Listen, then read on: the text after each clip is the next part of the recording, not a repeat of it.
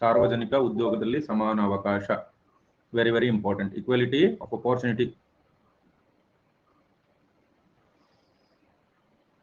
Opportunity in matters of public employment.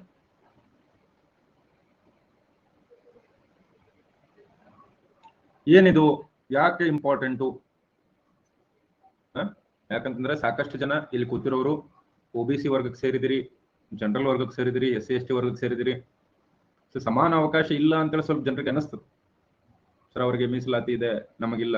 Sir ನಮಗೆ ಮೀಸಲಾತಿ ಇದೆ, ಅವ್ರಿಗಿಲ್ಲ. ಹಾಗಾದ್ರೆ ಏನಿದು? ರಾಜ್ಯದ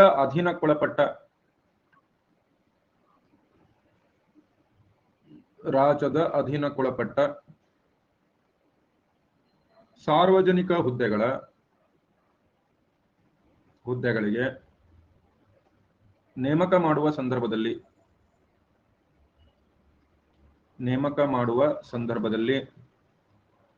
ಏನು ಧರ್ಮ, ಜನಾಂಗ, ಜಾತಿ, ಲಿಂಗ, ಜನ್ಮಸ್ಥಳ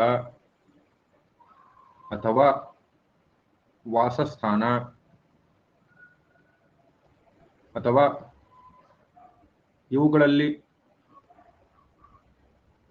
ಯಾವುದಾದರೂ ಒಂದರ ಆಧಾರದ ಮೇಲೆ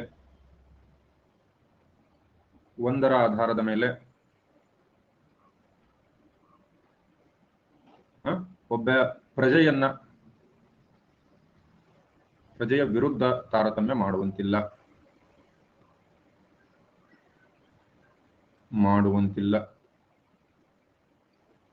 ರೈಟ್. 16 ವಿಧಿ 16/2 ಏನ್ ಹೇಳ್ತದೆ? ತಾರತಮ್ಯ ಮಾಡಬಾರ್ದು. ಸುಮ್ಮನೆ ತಾರತಮ್ಯ ಮಾಡಿದ್ರೆ ಏನಾಗುತ್ತೆ? ಸಮಸ್ಯೆಗಳು ಉಂಟಾಗ್ತವೆ. ಅದು ಅಸಾಂವಿಧಾನಿಕ ಆಗ್ಬಿಡುತ್ತೆ. ಇದು ವಿಧಿ 16/1 ಇದಿದೆ. 16/2 ಈ ರೀತಿ ಹೇಳುತ್ತೆ, ನೀವು ತಾರತಮ್ಯ ಮಾಡಬಾರ್ದು. ಧರ್ಮ, ಜನಾಂಗ, ಜಾತಿ, ಲಿಂಗ, ಜನ್ಮಸ್ಥಳ ಅಥವಾ ವಾಸಸ್ಥಾನ ಇವುಗಳಲ್ಲಿ ಯಾವುದರಲ್ಲಿ ಒಂದರಲ್ಲಿ ನೀವು ತಾರತಮ್ಯ ಮಾಡುವಂತಿಲ್ಲ. ಇದರೊಳಗಡೆ ವಿಶೇಷ ವಿಧಿ 15ಕ್ಕೆ 16ಕ್ಕೆ ಸ್ವಲ್ಪ ವಿಶೇಷ ಕಾಣಿಸ್ತದೆ ನೋಡ್ರಿ. ಏನಿದೆ? ವಿಧಿ 15, 16ರಲ್ಲಿ ಏನ್ ಡಿಫ್ರೆನ್ಸ್ ಕಾಣಿಸ್ತಿದೆಯಪ್ಪ ನಿಮಗೆ?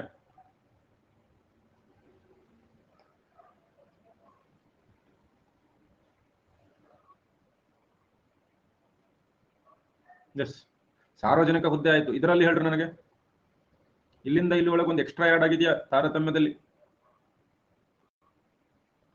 ಯಾವುದು? ಹೊಸದಾಗಿ ವಾಸಸ್ಥಾನದ ಆಧಾರದ ಮೇಲೆ ತಾರತಮ್ಯ ಮಾಡುವಂತಿಲ್ಲ ಅಂತ ಹೇಳಿ ವಿಧಿ 16 ಹೇಳ್ತದೆ. ಆಮೇಲೆ ಇನ್ನೊಂದು ಕೂಡ ಬರ್ಕೊಡ್ರಿ, ವಿಧಿ 15 ಮತ್ತು ವಿಧಿ 16 ಕೇವಲ ಯಾರಿಗೆ ಮಾತ್ರ? ಪ್ರಜೆಗಳಿಗೆ ಮಾತ್ರ, ವಿದೇಶಿಯರಿಗಿಲ್ಲ, ಪ್ರಜೆಗಳಿಗೆ ಮಾತ್ರ. ಹುಟ್ಟಿದ ಸ್ಥಳ ಅಲ್ಲಿಯೂ ಇತ್ತು, ಇಲ್ಲಿ ವಾಸಸ್ಥಾನದ ಆಧಾರದ ಮೇಲೆ ತಾರತಮ್ಯ ಮಾಡುವಂತಿಲ್ಲ ಅಂತ ಯಾವ ವಿಧಿ ಹೇಳ್ತದೆ? ವಿಧಿ 16 ಹೇಳ್ತದೆ. ಯಾಕಂತಂದ್ರೆ ಎಲ್ಲರಿಗೂ ಸಮಾನ ಅವಕಾಶಗಳನ್ನ ಕೊಡಬೇಕು. ಉದ್ಯೋಗದಲ್ಲಿ ಎಲ್ರಿಗೂ ಸಮಾನ ಅವಕಾಶಗಳನ್ನ ಕೊಡಬೇಕು. ಈಗ ನಾವೇನಾದ್ರೂ ಇಲ್ಲ, ನಾವು ಈ ಧರ್ಮದವರಿಗೆ ಅವಕಾಶ ಕೊಡೋದಿಲ್ಲ, ಅಥವಾ ಈ ಜಾತಿಯವರಿಗೆ ಅವಕಾಶ ಕೊಡೋದಿಲ್ಲ, ಅಥವಾ ಈ ಲಿಂಗದವರಿಗೆ ಅವಕಾಶ ಕೊಡೋದಿಲ್ಲ, ಹಿಂಗೆ ಹೇಳಕ್ ಬರೋದಿಲ್ಲ. ಈ ರೀತಿ ಹೇಳಕ್ ಬರೋದಿಲ್ಲ. ಅಲ್ಲಿ ಕ್ಲಿಯರ್ ಇದೆಯಾ? ಎಲ್ಲರಿಗೂ ಸಮಾನ ಅವಕಾಶವನ್ನ ಕೊಡಬೇಕು. ಕ್ಲಿಯರ್ ಇದೆಯಾ?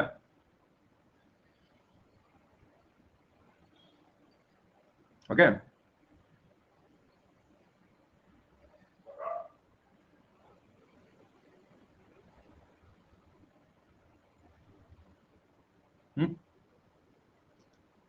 ವಿಧಿ 15 ಮತ್ತು ವಿಧಿ 16 ಕೇವಲ ಪ್ರಜೆಗಳಿಗೆ ಮಾತ್ರ ಲಭ್ಯ ಇರ್ತದೆ. ವಿಧಿ 15 ಮತ್ತು 16 ಕೇವಲ ಯಾರಿಗೆ ಲಭ್ಯ ಇರ್ತದೆ? ಕೇವಲ ಪ್ರಜೆಗಳಿಗೆ ಮಾತ್ರ ಲಭ್ಯವಿರ್ತದೆ. ಓಕೆ, ಇಂಡಿಯನ್ಗೆ ಮಾತ್ರ, ಇಂಡಿಯನ್ಸ್ಗೆ. ಇಲ್ಲಿ ವಾಸಸ್ಥಳ, ಜನ್ಮಸ್ಥಳ ಆಲ್ರೆಡಿ ಹೇಳಿದ್ದಾರೆ. ಆದ್ರೆ ಕೆಲವೊಂದು ರಾಜ್ಯ ಸರ್ಕಾರಗಳು ನಮ್ಮ ಕರ್ನಾಟಕದಲ್ಲಿ ಹುಟ್ಟಿದವ್ರಿಗೆ ಮಾತ್ರ ಕೊಡ್ತೀವಿ, ಆಂಧ್ರ ಪ್ರದೇಶದಲ್ಲಿ ಹುಟ್ಟಿದವ್ರಿಗೆ ಮಾತ್ರ ಕೊಡ್ತೀವಿ ಅಂತೇಳಿ ಹೇಳ್ತಿರ್ತಾವ. ಹೌದಾ? ಸೊ ಅದೇ ಏನಾದ್ರೂ ಇದೆಯಾ ಇದರಲ್ಲಿ? ರೈಟ್. ವಿಧಿ 16/3 16/3 ಏನ್ ಹೇಳ್ತದೆ?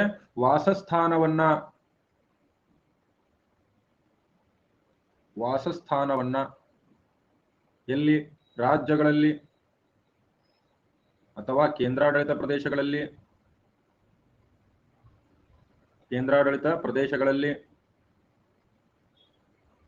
ರೈಟ್, ಅಥವಾ ಇವುಗಳ ನಿಯಂತ್ರಣದಲ್ಲಿರುವ ಯಾವುದೇ ಪ್ರಾಧಿಕಾರಗಳಲ್ಲಿ ಒಂದು ಅರ್ಹತೆಯನ್ನಾಗಿ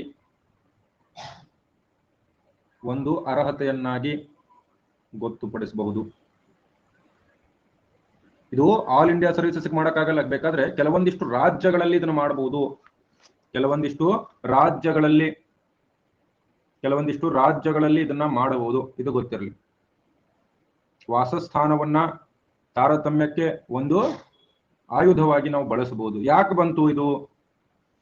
ಬಂತು? ವಿಶೇಷವಾಗಿ ಆಂಧ್ರ ಪ್ರದೇಶದಲ್ಲಿ, ಹಿಮಾಚಲ ಪ್ರದೇಶ, ಮಣಿಪುರ, ತ್ರಿಪುರ ಈ 4 ರಾಜ್ಯಗಳಲ್ಲಿ ಇದು ಜಾರಿಗೆ ಬಂದಿತ್ತು. ಯಾವಾಗ?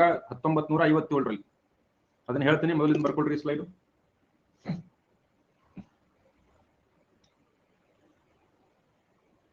ಬರ್ಕೊಳ್ಳಿ.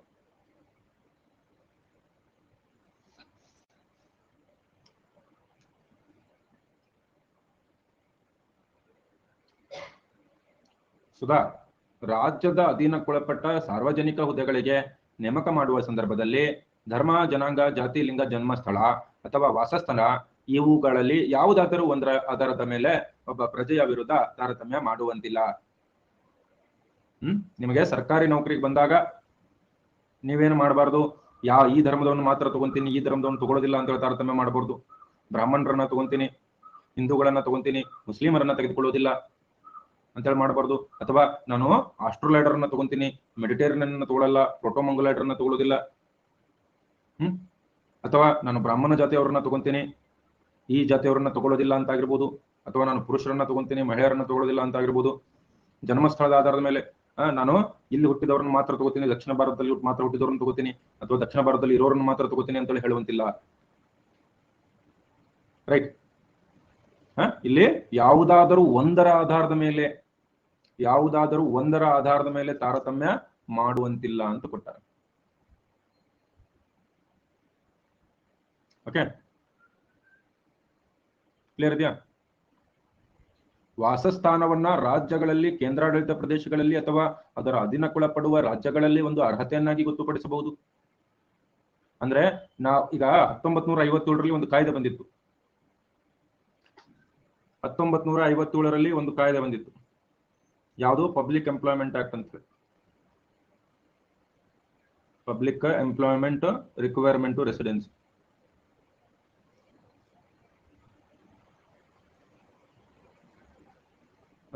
ಕಾಯ್ದೆ 1957. ಸೊ ಇದರಲ್ಲಿ ಯಾವ್ಯಾವ ರಾಜ್ಯಗಳಿಗೆ? ಆಂಧ್ರ ಪ್ರದೇಶ, ಹಿಮಾಚಲ ಪ್ರದೇಶ, ಮಣಿಪುರ ಮತ್ತು ತ್ರಿಪುರಾ ರಾಜ್ಯಗಳಿಗೆ ಏನು ವಾಸಸ್ಥಾನ ಆಧಾರದಲ್ಲಿ ತಾರತಮ್ಯ ಮಾಡಬಹುದು ಅಂತ ಹೇಳ್ತೀವಿ. ಅಂದ್ರೆ ಅಲ್ಲಿ ಇರೋರಿಗೆ ಮಾತ್ರ ಅಲ್ಲಿಯ ಕೆಲಸಗಳನ್ನ ಕೊಡೋದು. ಆದ್ರೆ ಈಗಿಲ್ಲ, ಇದು ರದ್ದಾಗಿದೆ. ಇವಾಗ ಪ್ರಸ್ತುತ ಇದು ರದ್ದಾಗಿದೆ. ಶ್ರೀಕಾಂತ್ ಅವರು ಕೇಳ್ತಿದ್ದಾರೆ, until the equality of opportunity itself indicates a reservation for jobs, then why reservation for promotion in public employment? Does it indicates anything or it's unnecessary? ಇದನ್ನು ಹೇಳ್ತೀನಿ, ಪ್ರಮೋಷನ್ ಬಗ್ಗೆ ಕೂಡ ಹೇಳ್ತೀನಿ ನಾನು ಮುಂದೆ. ಶ್ರೀಕಾಂತ್, ಸೊ ಮಾಡಬಹುದು. ವಾಸಸ್ಥಾನದ ಆಧಾರದ ಮೇಲೆ ನಾವು ತಾರತಮ್ಯ ಮಾಡಬಹುದಾ ಅಂತಂದ್ರೆ ಹೌದು.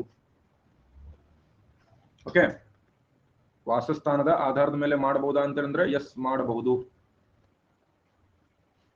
ರೈಟ್. ಓಕೆ, ಇವಾಗ ಪ್ರಸ್ತುತ ಯಾವ ರಾಜ್ಯಗಳಲ್ಲಿ ಈ ಕಾಯ್ದೆಯ ಪ್ರಕಾರ ಜಾರಿಯಲ್ಲಿದೆ ಅಂತಂದ್ರೆ ಯಾವುದೇ ರಾಜ್ಯದಲ್ಲಿ ಜಾರಿಯಲ್ಲಿಲ್ಲ. ಆದರೆ ಸಂವಿಧಾನದ ವಿಧಿ 371D ಪ್ರಕಾರ ಆಂಧ್ರ ಪ್ರದೇಶದಲ್ಲಿ ಪ್ರಸ್ತುತ ವಾಸಸ್ಥಾನದ ಆಧಾರದ ಮೇಲೆ ತಾರತಮ್ಯ ಮಾಡಬಹುದು.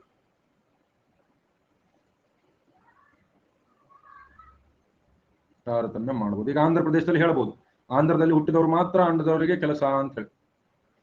ಆಂಧ್ರದವರಿಗೆ ಹುಟ್ಟಿದವರಿಗೆ ಮಾತ್ರ ಆಂಧ್ರದವರಿಗೆ ಕೆಲಸ 371D ಪ್ರಕಾರ. ಅಲ್ಲಿ ವಿಶೇಷ ಸ್ಪೆಷಲ್ ಪ್ರೊವಿಷನ್, ವಿಶೇಷ ಸವಲತ್ತುಗಳನ್ನ ನೀಡಲಾಗಿದೆ. ಬಾಲೇಶ್ ಅದು ಓಡಾಡ್ಲಿಕ್ಕೆ, ಅದು ಕೆಲಸ ಮಾಡ್ಲಿಕ್ಕಲ್ಲ ಬಾಲೇಶ್. ಅದು ವಿಧಿ 19ರಲ್ಲಿ ಮತ್ತೆ ಹೇಳ್ತೀನಿ ನಿಮಗೆ, ಇನ್ನರ್ ಪರ್ಮಿಟ್. ರೈಟ್, ಅದು ರಾಜ್ಯ ಸರ್ಕಾರ ಮಾಡಬಹುದು ಅಂತ ಹೇಳಿದಾರೆ. ರಾಜ್ಯ ಸರ್ಕಾರ ಮಾಡಿದೆ ಅಂತಂದ್ರೆ ನೀವು ಆಂಧ್ರದಲ್ಲಿ ಹೋಗಿ ಕೆಲಸ ಮಾಡೋಂಗಿಲ್ಲ. ಓಕೆ, ಕ್ಲಿಯರ್ ಇದೆಯಾ?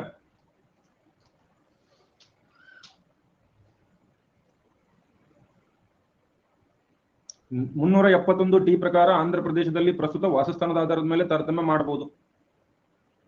ಅಂದ್ರೆ ಅರ್ಸ್ಟ್ ವೈಲ್ ಆಂಧ್ರ ಪ್ರದೇಶ, ಇವಾಗ ಆಂಧ್ರ ಪ್ಲಸ್ ತೆಲಂಗಾಣ ಆಗಿರ್ತದೆ ಆಬ್ವಿಯಸ್ಲಿ. J&K 377 ಬಂದಾಗ ನಾನು ಸಪರೇಟ್ ಆಗಿ ಹೇಳ್ತೀನಿ, ಅದ್ರ ಬಗ್ಗೆ ಯೋಚನೆ ಮಾಡಬೇಡಿ. ಡಿ, ಅದು ಡಿ.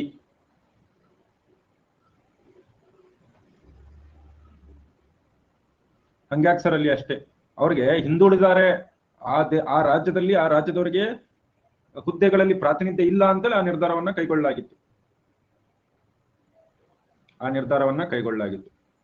ಓಕೆ,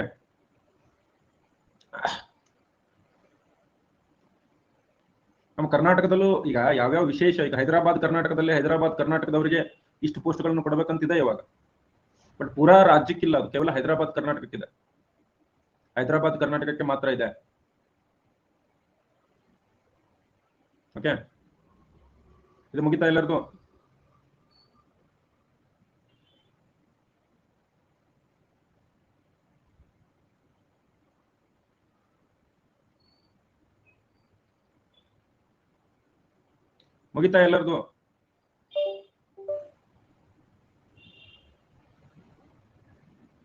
ಖುಷಿ ಡೌಟ್ ಆಮೇಲೆ ಡೌಟ್ ಬರೆದಿಟ್ಕೊಳ್ರಿ, ನಾನು ಆಮೇಲೆ ಹೇಳ್ತೇನೆ. ಇನ್ನು ವಿಧಿ 16/4 ಏನ್ ಹೇಳ್ತದೆ? 16/4 ರಾಜ್ಯ ಸೇವೆಯಲ್ಲಿ ಸೂಕ್ತ ಪ್ರಾತಿನಿಧ್ಯ ಹೊಂದಿರದ ಯಾವುದೇ ಹಿಂದುಳಿದ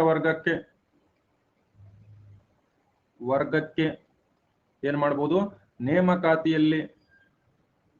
ನೇಮಕಾತಿಯಲ್ಲಿ ಮೀಸಲಾತಿ ನೀಡಬಹುದು. 16(4)A ಏನ್ ಹೇಳ್ತದೆ? ಪರಿಶಿಷ್ಟ ಜಾತಿ ಮತ್ತು ಪರಿಶಿಷ್ಟ ಪಂಗಡದ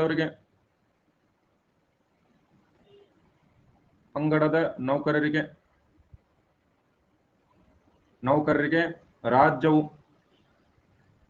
ಬಡ್ತಿಯಲ್ಲಿ ಮೀಸಲಾತಿ ನೀಡಬಹುದು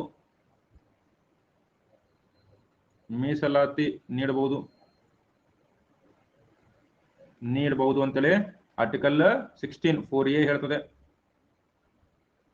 ಓಕೆ, 16(4)B ಏನ್ ಹೇಳ್ತದೆ?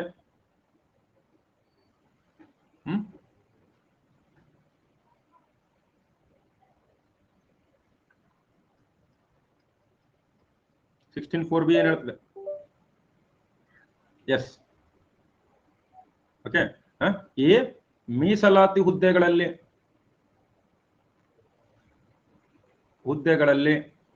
ಉಳಿದಿರುವ ಹುದ್ದೆಗಳನ್ನ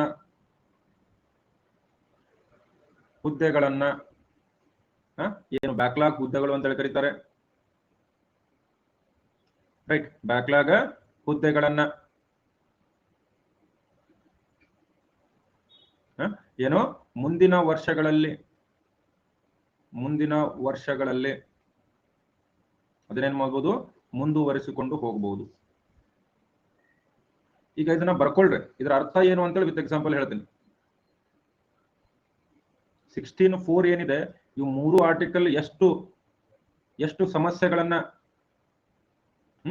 ಸಮಸ್ಯೆಗಳನ್ನ ಉಂಟು ಮಾಡ್ತವೆ ಅನ್ನೋದು ಆಮೇಲೆ ಹೇಳ್ತೀನಿ. ಆಮೇಲೆ ಈ ಹುದ್ದೆಗಳನ್ನ 50% ಮೇಲಿನ ಮಿತಿಯಲ್ಲಿ ಪರಿಗಣಿಸಬಾರದು. ದೊಡ್ಡ ಕೇಸ್ ಇದು, ದೊಡ್ಡ ಪ್ರಕರಣ ಇದು. ರೈಟ್, ಏನೇನು ಆರ್ಟಿಕಲ್ 16 ಬಗ್ಗೆನೇ ನಾವು ಅರ್ಧ ಗಂಟೆ ಮಾತಾಡ್ತೇನೆ. ಆರ್ಟಿಕಲ್ 16 ಬಗ್ಗೆನೇ ಅರ್ಧ ಗಂಟೆ ಮಾತಾಡ್ತೀನಿ. ಯಾಕಂತಂದ್ರೆ ಅದೇ ದೊಡ್ಡ ಸಮಸ್ಯೆ, ಅದೇ ದೊಡ್ಡ ಪ್ರಶ್ನೆ, ಅದನ್ನೇ ನೀವೆಲ್ಲ ತಿಳ್ಕೋಬೇಕಾಗಿರೋದು. ಓಕೆ, ಏನಾಗ್ತಿದೆ ಸಮಸ್ಯೆ? ಏನಾಗ್ತಿದೆ ಇಲ್ಲಿ ಸಮಸ್ಯೆ? ಇದನ್ನ 1995ರ 77ನೇ ತಿದ್ದುಪಡಿಯಲ್ಲಿ ತಗೊಂಬಂದು 77ನೇ ತಿದ್ದುಪಡಿಯಲ್ಲಿ ಇದನ್ನ ತಗೊಂಬಂದು ಇದನ್ನ ಬರ್ಕೊಳ್ಳಿ. ಎಲ್ಲ ಹೇಳ್ತೀನಿ ಯಾಕೆ ತಮಿಳ್ನಾಡಿನ ಜಾಸ್ತಿ ಇದೆ, 50% ಯಾಕೆ ಇರಬೇಕು, ಇದು ಯಾವಾಗ ಬಂತು, ಇವೆಲ್ಲವನ್ನ ಹೇಳ್ತೀನಿ. ಸಮಾಧಾನಲೇ ಇದನ್ನ ಬರ್ಕೊಳ್ರಿ.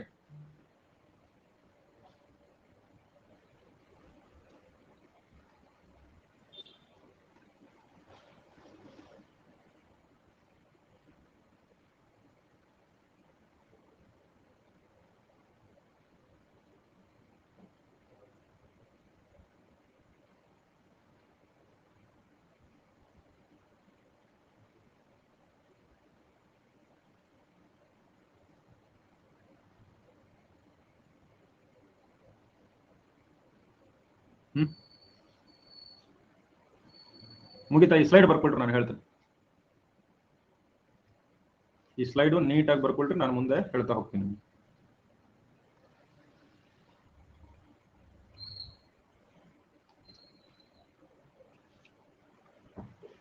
ಯಾಕಂದ್ರೆ ಇದು ಕನ್ನಡ ಬುಕ್ಕಲ್ಲಿ ನಿಮಗೆ ಸಿಗೋದಿಲ್ಲ, ನೀಟಾಗಿ ನೀವು ನೋಡ್ತಾ ಹೋಗಬೇಕು. ಓಕೆ. ಆಮೇಲೆ ಇದಕ್ಕಿರ್ತಕ್ಕಂಥ ಪ್ರಮುಖ ಅಪವಾದ ಏನು ಅಂತಂದ್ರೆ ವಿಧಿ 335. ಇದಕ್ಕಿರ್ತಕ್ಕಂಥ ಪ್ರಮುಖ ಅಪವಾದ ಏನು? ವಿಧಿ 335. ವಿಧಿ 335 ಏನ್ ಹೇಳ್ತದೆ? ವಿಧಿ 335 ಏನ್ ಹೇಳ್ತದೆ? ಯಾವುದೇ ರಾಜ್ಯದ ಹುದ್ದೆಗೆ ಪರಿಗಣಿಸಲ್ಪಡುವ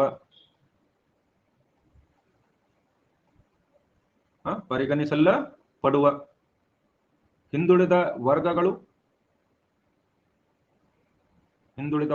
ಅಥವಾ ಜಾತಿಯವರು, ಹಿಂದುಳಿದ ವರ್ಗ ಅಥವಾ ಜಾತಿ ಅಂತಂದ್ರೇನು? SC ST ಅವರು ಯಾವುದರ ಜೊತೆಗೆ ಆಡಳಿತದ ಸಕ್ಷಮತೆ,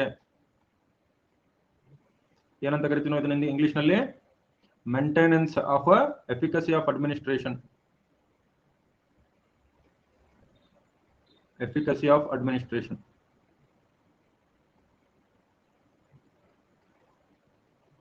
maintenance of efficacy of administration.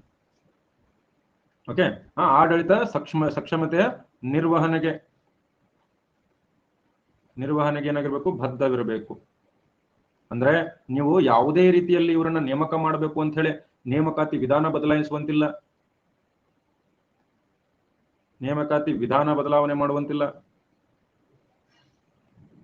ಬದಲಾವಣೆ ಇಲ್ಲ, ಅಥವಾ ಮೌಲ್ಯಮಾಪನದಲ್ಲಿ ಬದಲಾವಣೆ ಮಾಡುವಂತಿಲ್ಲ, ಬದಲಾವಣೆ ಇಲ್ಲ. ಸೊ ಎಲ್ಲರೂ ಬರೆಯುವಂತ ಪರೀಕ್ಷೆಗಳನ್ನೇ ಅವರು ಬರೀಬೇಕು. ಎಲ್ಲರಿಗೂ ಯಾವ ರೀತಿ ವ್ಯಾಲ್ಯೂಯೇಟ್ ಮಾಡ್ತೀರಿ ಅದೇ ರೀತಿ ವ್ಯಾಲ್ಯೂಯೇಟ್ ಮಾಡಬೇಕು. ಹಂಗಂತೇಳಿ ನೀವು SC ST ಅವರಿಗೆ ಬೇರೆ question paper, easy question paper ಕೊಟ್ಟು ಅವ್ರನ್ನ ಸೆಲೆಕ್ಟ್ ಮಾಡುವಂಗಿಲ್ಲ. ಆಡಳಿತದ ಸಕ್ಷಮತೆಗೆ ಇದು ತೊಂದರೆಯನ್ನ ಉಂಟು ಮಾಡಬಾರ್ದು. ಇದೇನು ಮಾಡಬಾರ್ದು? ತೊಂದರೆಯನ್ನ ಉಂಟು ಮಾಡಬಾರ್ದು. ಇದು ವಿಧಿ 335. ಇದನ್ನ ನಾವು ಗಮನದಲ್ಲಿ ಇಟ್ಕೋಬೇಕು. Maintenance of efficacy of administration. Okay. ಸುಮ್ನೆ ಏನೋ ರಿಸರ್ವೇಶನ್ ಕೂಡ ಕೊಡುವಂತಿಲ್ಲ. ಸುಮ್ನೆ ನಾವು ಮೀಸಲಾತಿ, ಸಿಕ್ಕಾಪಟ್ಟೆ ಮೀಸಲಾತಿಯನ್ನು ಕೂಡ ನಾವು ಕೊಡುವಂತಿಲ್ಲ. ಓಕೆ. 82ನೇ ತಿದ್ದುಪಡಿ ನೆನಪಿದೆ 2000ರಲ್ಲಿ.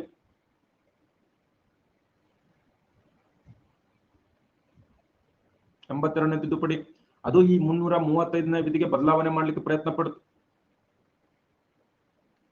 335 ವಿಧಿಗೆ ಬದಲಾವಣೆ ಮಾಡ್ಲಿಕ್ಕೆ ಪ್ರಯತ್ನ ಪಡ್ತು, ಆದ್ರೂ ಸಾಧ್ಯ ಆಗ್ಲಿಲ್ಲ ಅದಕ್ಕೆ. ಓಕೆ. ಸೊ ಹೀಗಾಗಿ ಈ ಒಂದು ಪ್ರಕರಣ, ಈ ವಿಧಿ 16 ಅಂತಂದ್ರೆ ಏನು, ವಿಧಿ 16 ಅಂತಂದ್ರೆ ಏನು ಅನ್ನೋದನ್ನ ಅರ್ಥ ಮಾಡ್ಕೊಳ್ರಿ. ವಿಧಿ 16ರಲ್ಲಿ ನೋಡ್ರಿ, ಯಾವುದೇ ವ್ಯಕ್ತಿ ವಿಧಿ, ಇದನ್ನ ಬರ್ಕೊಂಡ್ರಲ್ಲ, ಒಂದು ಎಕ್ಸಾಂಪಲ್ ತ್ರೂ ಹೇಳ್ಬಿಡ್ತೇನೆ ನಿಮ್ಗೆ.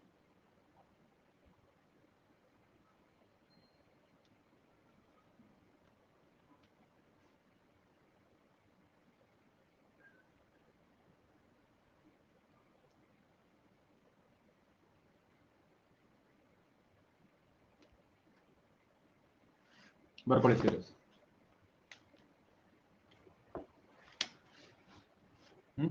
ಇದು ಹೇಳದ್ನಲ್ಲ 82ನೇ ತಿದ್ದುಪಡಿ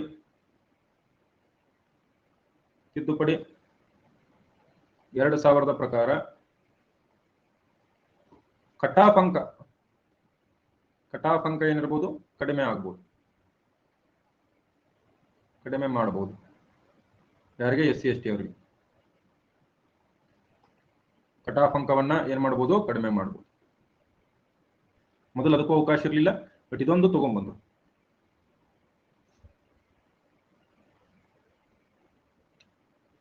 ಇಷ್ಟು ಬರ್ಕೊಳ್ರಿ ಬೇಗ. ನಾನು ಇದಕ್ಕೊಂದು ಎಕ್ಸಾಂಪಲ್ ಕೊಡ್ತೀನಿ ನಿಮಗೆ.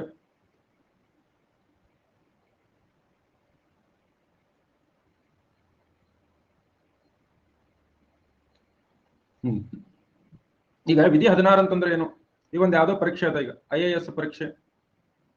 ಈ IAS ಪರೀಕ್ಷೆಗೆ ಯಾರು ಅಪ್ಲಿಕೇಶನ್ ಹಾಕಬೇಕು ಅನ್ನೋದು ಯಾರು ತಾರತಮ್ಯ ಮಾಡುವಂತಿಲ್ಲ.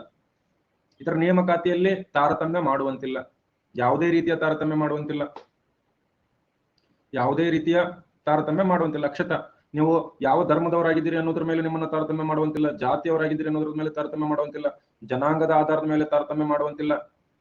ಓಕೆ, ಲಿಂಗದ ಆಧಾರದ ಮೇಲೆ, ವಾಸಸ್ಥಳದ ಆಧಾರದ ಮೇಲೆ, ಅದೇ ರೀತಿ ಜನ್ಮಸ್ಥಳದ ಆಧಾರದ ಮೇಲೆ ತಾರತಮ್ಯ ಮಾಡುವುದಿಲ್ಲ. ಎಲ್ಲರಿಗೂ ಸಮಾನ ಅವಕಾಶ ಕೊಡಬೇಕು. ಎಲ್ಲರಿಗೂ ಅವಕಾಶ ಇದೆ IAS ಪರೀಕ್ಷೆಗೆ ಅಪ್ಲಿಕೇಶನ್ ಹಾಕ್ಲಿಕ್ಕೆ. ಇದು ನಿಮ್ಗೆ ಅರ್ಥ ಆಯ್ತಾ? ವಿಧಿ 16 ಏನ್ ಹೇಳ್ತದೆ? ಯಾವುದೇ ಆಧಾರದ ಮೇಲೆ ನೀವು ತಾರತಮ್ಯ ಮಾಡುವಂತಿಲ್ಲ. ಕ್ಲಿಯರ್ ಇದೆಯಾ? ಆದ್ರೆ ಕೆಲವೊಂದು ರಾಜ್ಯಗಳಲ್ಲಿ ವಾಸಸ್ಥಳದ ಮೇಲೆ ತಾರತಮ್ಯ ಮಾಡಬಹುದು. ವಾಸಸ್ಥಳ, ಈಗ ಆಂಧ್ರ ಪ್ರದೇಶದ APPSC ಎಕ್ಸಾಮ್ಗೆ ಅವರು ವಾಸಸ್ಥಳದ ಆಧಾರದ ಮೇಲೆ, ಆಂಧ್ರದಲ್ಲಿ ಇರೋರು ಮಾತ್ರ ಇದರೊಳಗೆ ನೀವು ಏನ್ ಮಾಡಬಹುದು? ಅವ್ರು ಕೊಟ್ಟಿದ್ದಾರೆ ಸಂವಿಧಾನದಲ್ಲಿ. ಕಲ್ಯಾಣ ಕರ್ನಾಟಕದಲ್ಲಿ ಇದೆಯಲ್ಲ, ಕಲ್ಯಾಣ ಕರ್ನಾಟಕದವರಿಗೆ ಎಷ್ಟು ಪೋಸ್ಟ್ ಮೀಸಲಾತಿ ಅಂತ ಹೇಳಿ, ಅದು ವಿಧಿ 370D ನಲ್ಲಿದೆ, ಕಾನ್ಸ್ಟಿಟ್ಯೂಷನಲ್ ಪ್ರೊವಿಷನ್. ಅದು ಅವ್ರವ್ರದ್ದು ಬಾರ್ಗೇನ್ ಇರ್ತದೆ. ಅದು ಎಲ್ಲ ಹೇಳ್ತೀನಿ, 371 ಹೇಳ್ತೀನಿ. ಇಲ್ಲಿ ಹೇಳಿದನಲ್ಲ 371D, ಸಾರಿ 371D ಅಲ್ಲಿ. ಓಕೆ, ಇನ್ನು 4ನೇದು ಏನ್ ಹೇಳ್ತಾರೆ? ಹಿಂಗೆ ತಾರತಮ್ಯ ಮಾಡುವಂತಿಲ್ಲ. ಆದ್ರೆ ನೀವು OBCಗಳಿಗೆ, ಎಂತ OBCಗಳಿಗೆ? ಯಾರಿಗೆ ಸರ್ಕಾರಿ ಸೇವೆಗಳಲ್ಲಿ ಪ್ರಾತಿನಿಧ್ಯ ಇಲ್ಲ. ಯಾಕಂದ್ರೆ ಮೊದಲೆಲ್ಲ ಬರೀ ಬ್ರಾಹ್ಮಣರೇ ಇರ್ತಿದ್ರು, ಅಂತವರಿಗೆ ಇಲ್ಲಿ ಮೀಸಲಾತಿ ಕೊಡಬಹುದು. ಇದರ್ಥ ಆಯ್ತಾ? ಅಂತವರಿಗೆ ಇಲ್ಲಿ ಮೀಸಲಾತಿ ಕೊಡಬಹುದು. ಇದರ್ಥ ಆಯ್ತಾ? OBC ಅಂತಂದ್ರೆ ಕೇವಲ ಅದರ್ ಬ್ಯಾಕ್ವರ್ಡ್ ಕ್ಲಾಸ್ ಅಲ್ಲ, ಇದರಲ್ಲಿ ಇನ್ಕ್ಲೂಡೆಡ್ SC ಮತ್ತು ST ಬರ್ತಾರೆ. ಇದರಲ್ಲಿ SC ಮತ್ತು ST ಎರಡೂ ಬರ್ತಾರೆ. ಸರಿಯಾಗಿ ಕೇಳಿಸ್ಕೊಳ್ರಿ. ಹಿಂದುಳಿದ ವರ್ಗಗಳಿಗೆ, ಯಾರಿಗೆ ಸರ್ಕಾರಿ ಸೇವೆಗಳಲ್ಲಿ ಸರಿಯಾದ ಪ್ರಾತಿನಿಧ್ಯ ಇಲ್ಲ, ಅಂತವರಿಗೆ ನೀವು ಮೀಸಲಾತಿ ಕೊಡಬಹುದು. ಅಂತವರಿಗೆ ನೀವೇನ್ ಮಾಡಬಹುದು? ಮೀಸಲಾತಿಯನ್ನ ಕೊಡಬಹುದು.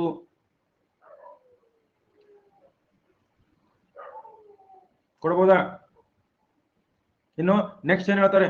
SC ST ಅವರಿಗೆ ಬಡ್ತಿಯಲ್ಲೂ ಏನ್ ಮಾಡಬಹುದು? ಮೀಸಲಾತಿ ಕೊಡಬಹುದು. SC ST ಅವರಿಗೆ ಬಡ್ತಿಯಲ್ಲೂ ಕೂಡ ಮೀಸಲಾತಿ ಕೊಡಬಹುದು. ಆಮೇಲೆ ಈಗ ಈ ವರ್ಷ SC ST ಅವರಿಗೆ ನಾನು 50 ಹುದ್ದೆ ಮೀಸಲಾತಿ ಕೊಟ್ಟಿದ್ದೆ, ಆದ್ರೆ ನಮ್ಗೆ 45 ಜನ ಮಾತ್ರ ಸಿಕ್ಕರು. ಇನ್ನು 5 ಹುದ್ದೆಗಳು ಉಳಿದಿರ್ತಾವಲ್ಲ, ಈ 5 ಹುದ್ದೆಗಳನ್ನ ಮುಂದಿನ ವರ್ಷಕ್ಕೆ ತಗೊಂಡು ಹೋಗ್ಬೇಕು. ಮುಂದಿನ ವರ್ಷ ಪರಿಗಣನೆ ಮಾಡಬಹುದು. ಸೊ ಮುಂದಿನ ವರ್ಷ ಎಷ್ಟು ಹುದ್ದೆಗೆ ಅಪ್ಲೈ ಮಾಡಬೇಕಾಗುತ್ತೆ?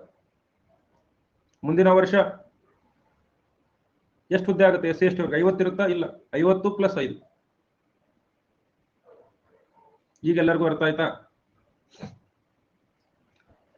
ಸಿಂಪಲ್ ಇದೆಯಾ?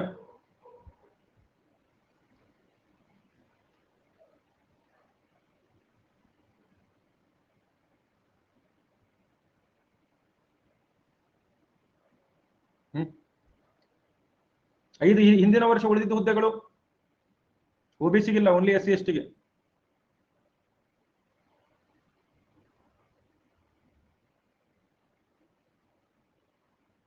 ಕೇಳ್ರಿ ಕ್ಲಾಸ್ ಕೇಳ್ರಿ. OBC ಸಾಮಾಜಿಕವಾಗಿ ಹಿಂದುಳಿದವರು ಪ್ರಾತಿನಿಧ್ಯ ಇಲ್ಲ ಅಂತೇಳಿ OBC ಮಾಡಿದ್ದಾರೆ. ಅವ್ರನ್ನ ಅವ್ರಿಗೆ ಐತಿಹಾಸಿಕವಾಗಿ ಯಾವುದೇ ರೀತಿ ಶೋಷಣೆ ಉಂಟಾಗಿಲ್ಲ.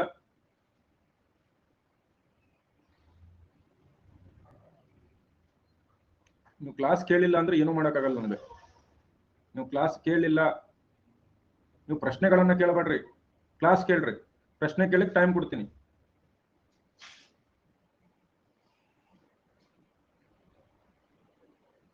ಓಕೆ, ನಾ ಇನ್ನು ಮುಂದೆ ಹೇಳೋದನ್ನ ಈಗ ಪ್ರಶ್ನೆ ಕೇಳಿಬಿಟ್ರೆ ಅದು ಪ್ರಶ್ನೆಗೆ ಉತ್ತರ ಹೇಳಲೇ ನಾನು ಪಾಠ ಮಾಡಲ್ಲ. ಓಕೆ, ಇನ್ನು ಏನಾಯ್ತು, ಹಲವಾರು ರಾಜ್ಯ ಸರ್ಕಾರಗಳು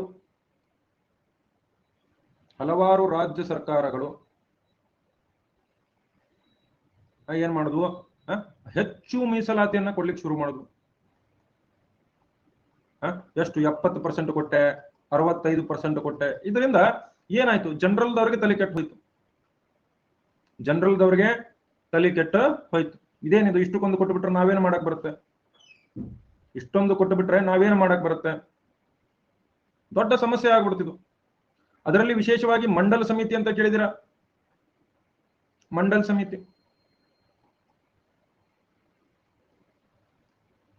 ಸಮಿತಿ ಯಾವಾಗ ಬಂದಿತ್ತು? 1979ರಲ್ಲಿ appoint ಆಗಿತ್ತಿದು.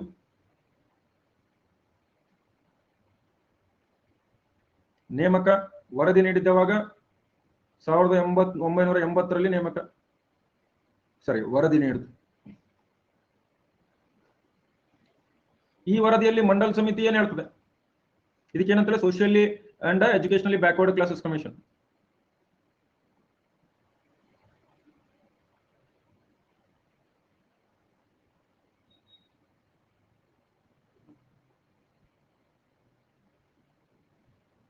Socially and educationally backward classes commission, SEBC ಅಂತೇಳಿ ಕರೀತಾ ಇದ್ರು.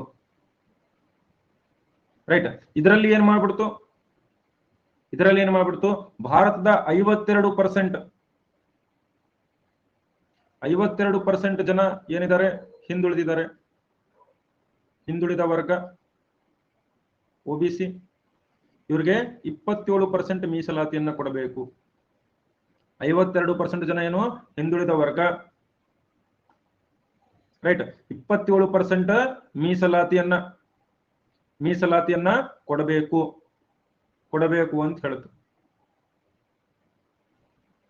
ರೈಟ್. ಅದಾದ್ಮೇಲೆ ಇದು ಜನರಲ್ದವರಿಗೆ ಸಮಸ್ಯೆ ಆಯ್ತು. ಎಲ್ಲ ನೀವು ರಿಸರ್ವೇಶನ್ ಕೊಟ್ಟು ಬಿಟ್ರೆ ನಾವೇನು ಮಾಡೋದು? SC ST ಸೇರಿ OBC plus SC plus ST ಏನ್ ಹೇಳಿದ್ರು ಇವರು? 49% ಮಾಡೋದು ಟೋಟಲ್. OBC ಅವರಿಗೆ ಕೇವಲ 27% ಮೀಸಲಾತಿ ಹೇಳಿದ್ರು. ಇದಕ್ಕೆ ಜನರಲ್ದವ್ರಿಗೆ ತಲೆ ಕೆಟ್ಟು ಇಂದಿರಾ ಸಹನಿ ಒಂದು ಪ್ರಕರಣ ದಾಖಲು ಮಾಡ್ತಾರೆ. Indira Sahni versus State of India ಅಂತ, Union of India. Indira Sahni versus Union of India ಪ್ರಕರಣ ಬರುತ್ತೆ 1992. ಇದನ್ನ ಬರ್ಕೊಳ್ರಿ, ನಾನು ಹೇಳ್ತೇನೆ ಅದನ್ನ. ಟೋಟಲ್ 49% ಮೀಸಲಾತಿ OBC SC ST ಸೇರಿ. OBC SC ST ಸೇರಿ ಎಷ್ಟು? 49% ಮೀಸಲಾತಿ ಇರಬೇಕು.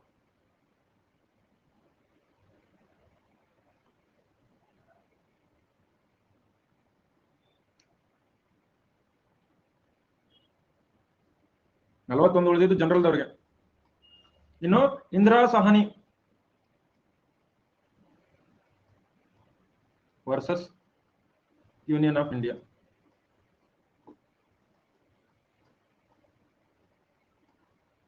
ಬೇಗ ಬರ್ಕೊಳ್ರಿ.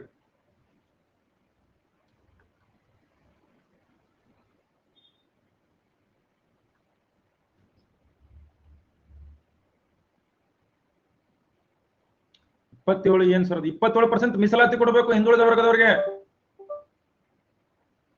27% ಮೀಸಲಾತಿ ಕೊಡಬೇಕು.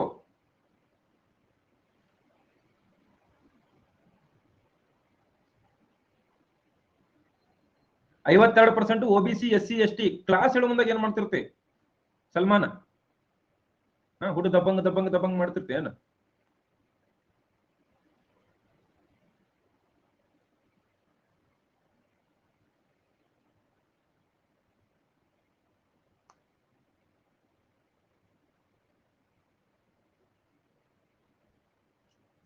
ಮಂಡಲ್ ಸಮಿತಿ 1979ರಲ್ಲಿ ನೇಮಕ ಆಯಿತು. 1980ರಲ್ಲಿ ವರದಿ ಕೊಡ್ತು.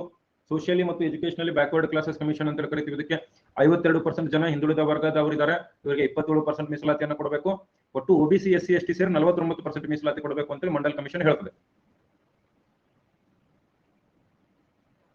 ವಿನಾಯ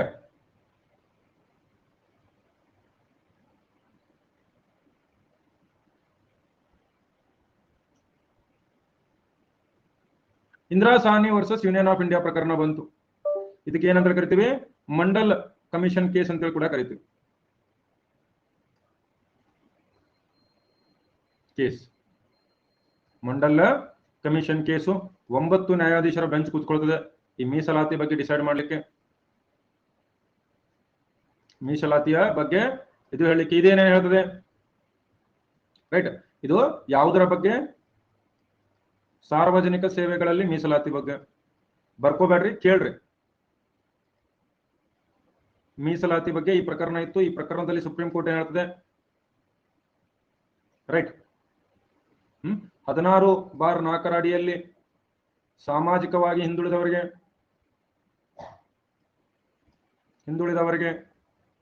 ಉದ್ಯೋಗದಲ್ಲಿ ಮೀಸಲಾತಿ ಕೊಡಬಹುದು.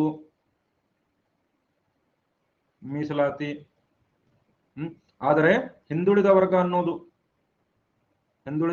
ಅನ್ನುವುದು ಏನು ಸಂವಿಧಾನದಲ್ಲಿ ಉಲ್ಲೇಖ ಇಲ್ಲ.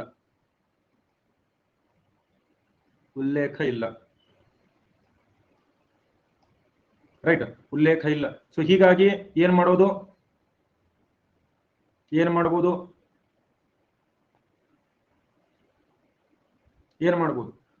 ನಾವು ಸರ್ಕಾರದವರು ಹಿಂದುಳಿದ ವರ್ಗ ಯಾವ ರೀತಿ ನಿರ್ಧಾರ ಮಾಡಬೇಕು ಅನ್ನೋದು ಕೂಡ ಹೇಳ್ತದೆ ಇದು. ರೈಟ್, ಅವರು ಯಾವ ವೃತ್ತಿ ಇದೆ, ಅವರು ಎಷ್ಟು ಬಡವರಿದ್ದಾರೆ, ಯಾವ ಸ್ಥಳದಲ್ಲಿ ಇರ್ತಾರೆ, ಎಷ್ಟು ಅವರು ಶಿಕ್ಷಣದಲ್ಲಿ ಹಿಂದುಳಿದಿದ್ದಾರೆ, ಪ್ರಾತಿನಿಧ್ಯ ಎಷ್ಟಿದೆ ಅನ್ನೋದನ್ನ ಗಮನದಲ್ಲಿ ಇಟ್ಟುಕೊಂಡು ನಾವು ಹಿಂದುಳಿದ ವರ್ಗಗಳನ್ನ ಡಿಸೈಡ್ ಮಾಡಬೇಕು. Backward classes is not defined in the constitution. There is an integral connection between caste, occupation, poverty and social backwardness. In the Indian context, the lower castes are treated as backwards. A caste may be itself constitute a class.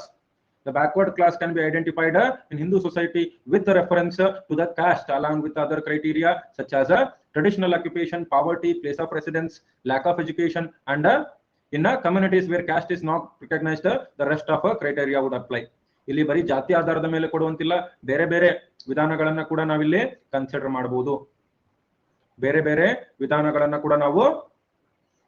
ಮಾಡಬಹುದು.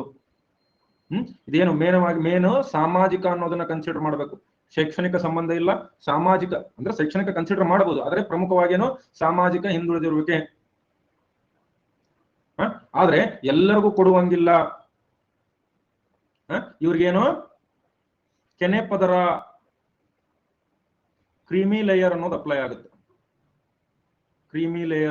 ಆಗುತ್ತೆ. Means test, creamy layer, ಆದಾಯ ಮಿತಿ, ನಿರ್ದಿಷ್ಟ ಆದಾಯ ಮಿತಿ ಮೀರಿದವರಿಗೆ ಏನ್ ಮಾಡಬಹುದು? ಮೀಸಲಾತಿ ಬೇಡ. ಆಮೇಲೆ ಮೀಸಲಾತಿ ಯಾರಿಗೆ ಪ್ರಾತಿನಿಧ್ಯ ಇಲ್ಲ ಅವರಿಗೆ ಕೊಡಬೇಕು, ಪ್ರಾತಿನಿಧ್ಯವಿಲ್ಲವೋ ಅವರಿಗೆ ನೀಡಬೇಕು. ಅವ್ರು ಬರೀ ಹಿಂದುಳಿದಿದ್ದಾರೆ ಅನ್ನೋದನ್ನ ಮಾತ್ರ ನೀವು ಪರಿಗಣಿಸಬಾರ್ದು. ಅವ್ರಿಗೆ ಏನಿರಬಾರ್ದು? ಪ್ರಾತಿನಿಧ್ಯ ಇರಬಾರ್ದು. ರೈಟ್, ಇನ್ನು ಮತ್ತೇನು ಮಾಡಬಾರ್ದು ಅನ್ನೋದನ್ನ ಹೇಳ್ತೀನಿ. ಈಗ ಬರ್ಕೊಳ್ರಿ, ಇದನ್ನ ನೀಟಾಗಿ ನೀವು ಕೇಳಿದ್ರಿ ಅಂದ್ರೆ ಅರ್ಥ ಆಗುತ್ತದು. ಕೇಳೋದು ಬಿಟ್ಟು ಬರ್ಕೊಳ್ತೀರಿ, ಆ ಕಡೆ ಮಾತಾಡ್ತೀರಿ, ಬಂದು ರಿಪೀಟ್ ಅನ್ನಬಾರ್ದು. ಕೇಳ್ರಿ ನೀಟಾಗಿ, ಅದಾದ್ಮೇಲೆ ಅರ್ಥ ಆಗಿಲ್ಲ ಅಂದ್ರೆ 1000 ಸರ್ತಿ ರಿಪೀಟ್ ಮಾಡ್ತೀನಿ.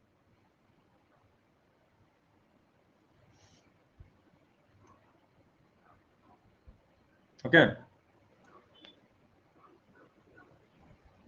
ಬರ್ಕೊಳ್ರಿ ಬೇಗ.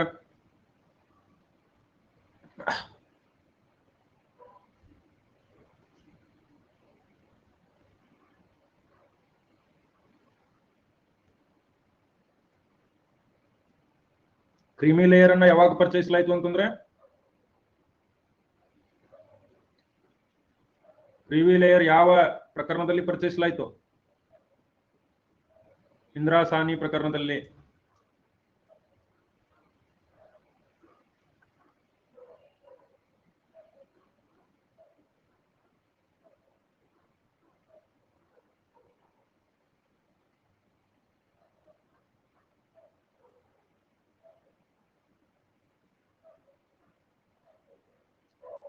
ಮುಗಿತಾ ಎಲ್ಲರದು? ಇನ್ನೂ ಇದೆ ಇದ್ರದ್ದು ಕೇಸಿಂದ ಮುಂದೆ ಹೇಳ್ತೀನಿ.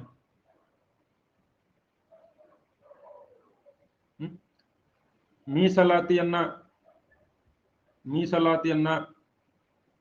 ಕೇವಲ ನೇಮಕದಲ್ಲಿ ಇರಬೇಕು, ಎದರಲ್ಲಿ ಇರಬಾರ್ದು? ಬಡ್ತಿಯಲ್ಲಿ ಇರಬಾರ್ದು. ನಾನು ಮುಗಿತಾ ಇಲ್ಲ ಅಂದಾಗ ಅವಾಗೆ ವೇಟ್ ಅಂತ ಬರೀಬೇಕು. ಈಗ ಬರ್ದ್ರಿ, ಬರ್ಕೊಳ್ರಿ.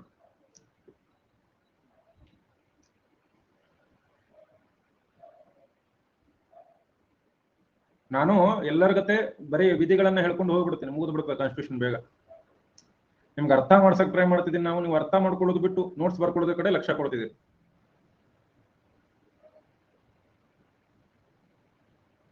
ಆಕಾಶ ಕ್ಲಾಸ್ಗೆ ಬರಲ್ಲ, ನಡೀತದ. ಅಟ್ಲೀಸ್ಟ್ ನೀವು ಅರ್ಥ ಮಾಡ್ಕೊಳ್ಳೋದ್ರ ಕಡೆ ಕಾನ್ಸಂಟ್ರೇಟ್ ಮಾಡ್ತಿರಲ್ಲ. ನೋಟ್ಸ್ ನೀವು ಆಮೇಲೆ ಬರ್ಕೋಬಹುದು, ಅರ್ಥ ಮಾಡ್ಕೊಳ್ರಿ ಕಾನ್ಸೆಪ್ಟು.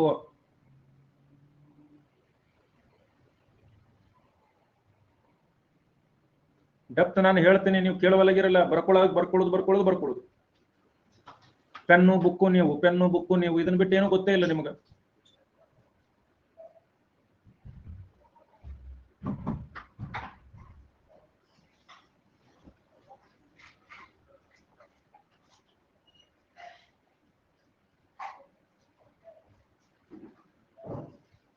ಓಕೆ, ಬಡ್ತಿಯಲ್ಲಿ ಇರಬಾರ್ದು ಅಂತೇಳಿ ಯಾವ್ದು ಹೇಳ್ತದೆ? ಇಂದಿರಾ ಸಾಹ್ನಿ ಪ್ರಕರಣ. ಆದ್ರೆ ಇದನ್ನ ಮತ್ತೆ ಸರ್ಕಾರ ಬದಲಾವಣೆ ಮಾಡ್ತದೆ. ಸರ್ಕಾರ ಬದಲಾವಣೆ ಮಾಡ್ತದೆ. ಬಡ್ತಿಯಲ್ಲಿ ಇರಬಾರ್ದು. ಈಗಿರುವ ಬಡ್ತಿಯಲ್ಲಿ ಮೀಸಲಾತಿ 5 ವರ್ಷದಲ್ಲಿ ತೆಗೆದುಹಾಕಿ ಅಂತ ಹೇಳ್ತಾರೆ. ಆದರೆ ಸರ್ಕಾರ ಚಾಪೆ ಕೆಳಗಡೆ ಇದ್ದಿದ್ದು ರಂಗೋಲಿ ಕೆಳಗಡೆ ತೂರ್ಕೊಂಡು ಹೋಗಿ ಏನು ಮಾಡ್ತದೆ? 1995ರಲ್ಲಿ 77ನೇ ತಿದ್ದುಪಡಿ ಮೂಲಕ ಬಡ್ತಿಯಲ್ಲಿ ಮೀಸಲಾತಿಯನ್ನ ನೀಡುತ್ತದೆ. ಮೀಸಲಾತಿ ಯಾವುದು? ವಿಧಿ 16(4)(a). ಯಾರಿಗೆ? ಕೇವಲ SC/ST ಅವರಿಗೆ, OBC ಅವರಿಗೆಲ್ಲ, SC/ST ಅವರಿಗೆ. ಓಕೆ, ಇದನ್ನೊಂದು ಹೇಳಿದ್ರು. ರೈಟ್. ಆಮೇಲೆ ಹಿಂದುಳಿದ ವರ್ಗಗಳ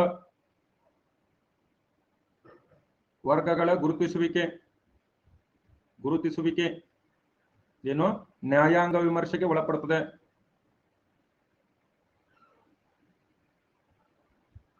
ಅಂದ್ರೆ ನೀವು ಯಾವ್ದಾದ್ರು ಒಂದು ಹಿಂದುಳಿದ ವರ್ಗ ಗುರುತಿಸಿದ್ರೆ ಅದು ಹಿಂದುಳಿದ ವರ್ಗ ಹೌದು ಅಲ್ಲೋದನ್ನ ನ್ಯಾಯಾಲಯದಲ್ಲಿ ನೀವು ಪ್ರಶ್ನೆ ಮಾಡಬಹುದು. ಕ್ಲಿಯರ್ ಇದೆಯಾ? ಅದಾದ್ಮೇಲೆ ಮೀಸಲಾತಿ 50% ಅನ್ನು ಮೀರುವಂತಿಲ್ಲ.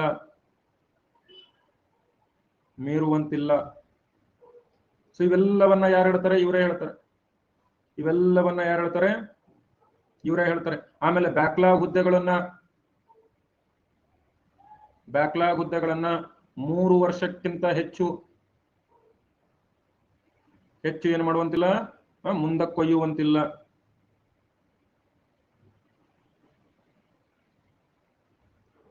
ಅಂತ ಹೇಳಿದ್ದಾರೆ. ಆದ್ರೆ ಅದನ್ನು ಕೂಡ ಸಾಂವಿಧಾನಿಕ ತಿದ್ದುಪಡಿ ಮಾಡಿ 16(4)(b) ಅನ್ನ ಇಂಟ್ರೊಡ್ಯೂಸ್ ಮಾಡಲಾಯಿತು. 16(4)(b) ಇಂಟ್ರೊಡ್ಯೂಸ್ ಮಾಡಲಾಯಿತು. ಸೊ ಅವೆಲ್ಲ ಅವೇ 81ನೇ ತಿದ್ದುಪಡಿ 2000 ಮುಂದಕ್ಕೆ ಒಯ್ಯಬಹುದು ಅಂತ ಹೇಳ್ತಾರೆ ಅಷ್ಟೆ. ಇದನ್ನ ರದ್ದು ಮಾಡಲಾಯಿತು. ಇದನ್ನ ರದ್ದು ಮಾಡಿ ನಾವು ಎಷ್ಟು ವರ್ಷ ಆದ್ರೂ ಮುಂದೆ ಒಯ್ತೀವಿ ಅಂತೇಳಿ ಹೇಳಿದ್ರಲ್ಲಿ. ಸೊ ಇಂದಿರಾ ಸಾಹ್ನಿ ಪ್ರಕರಣ it is a very important and very crucial bench mark case ಅಂತ ನಾವು ಹೇಳ್ಬೋದು. ಯಾಕಂದ್ರೆ ಮೀಸಲಾತಿ ಬಗ್ಗೆ ನಿಮ್ಗೆ ಇರ್ತಕ್ಕಂಥ ಎಲ್ಲಾ ಕನ್ಫ್ಯೂಷನ್ಸ್ಗಳು ಇವತ್ತು ದೂರ ಆಯ್ತೋ ಇಲ್ವೋ?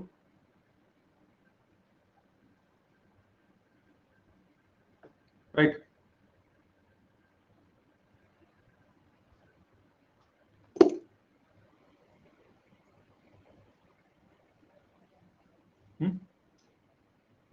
ಸರಿ, 1-2 ನಿಮಿಷ ಬ್ರೇಕ್ ತಗೊಂಡ್ಬನ್ನಿ.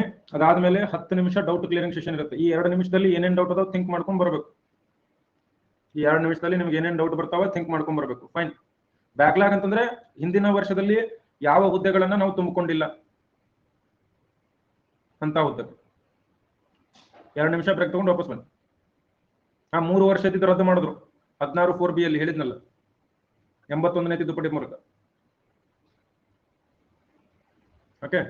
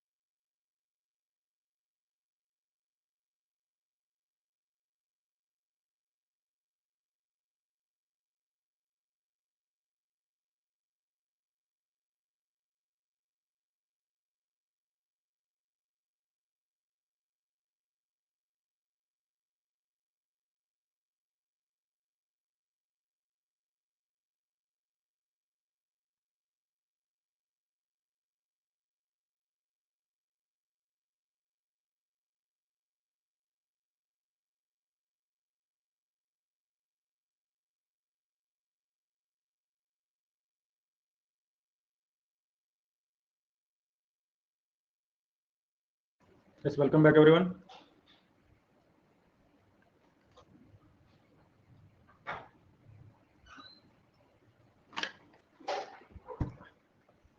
ಡೌಟ್ಸ್ ಇದ್ರೆ ಕೇಳ್ರಪ್ಪ.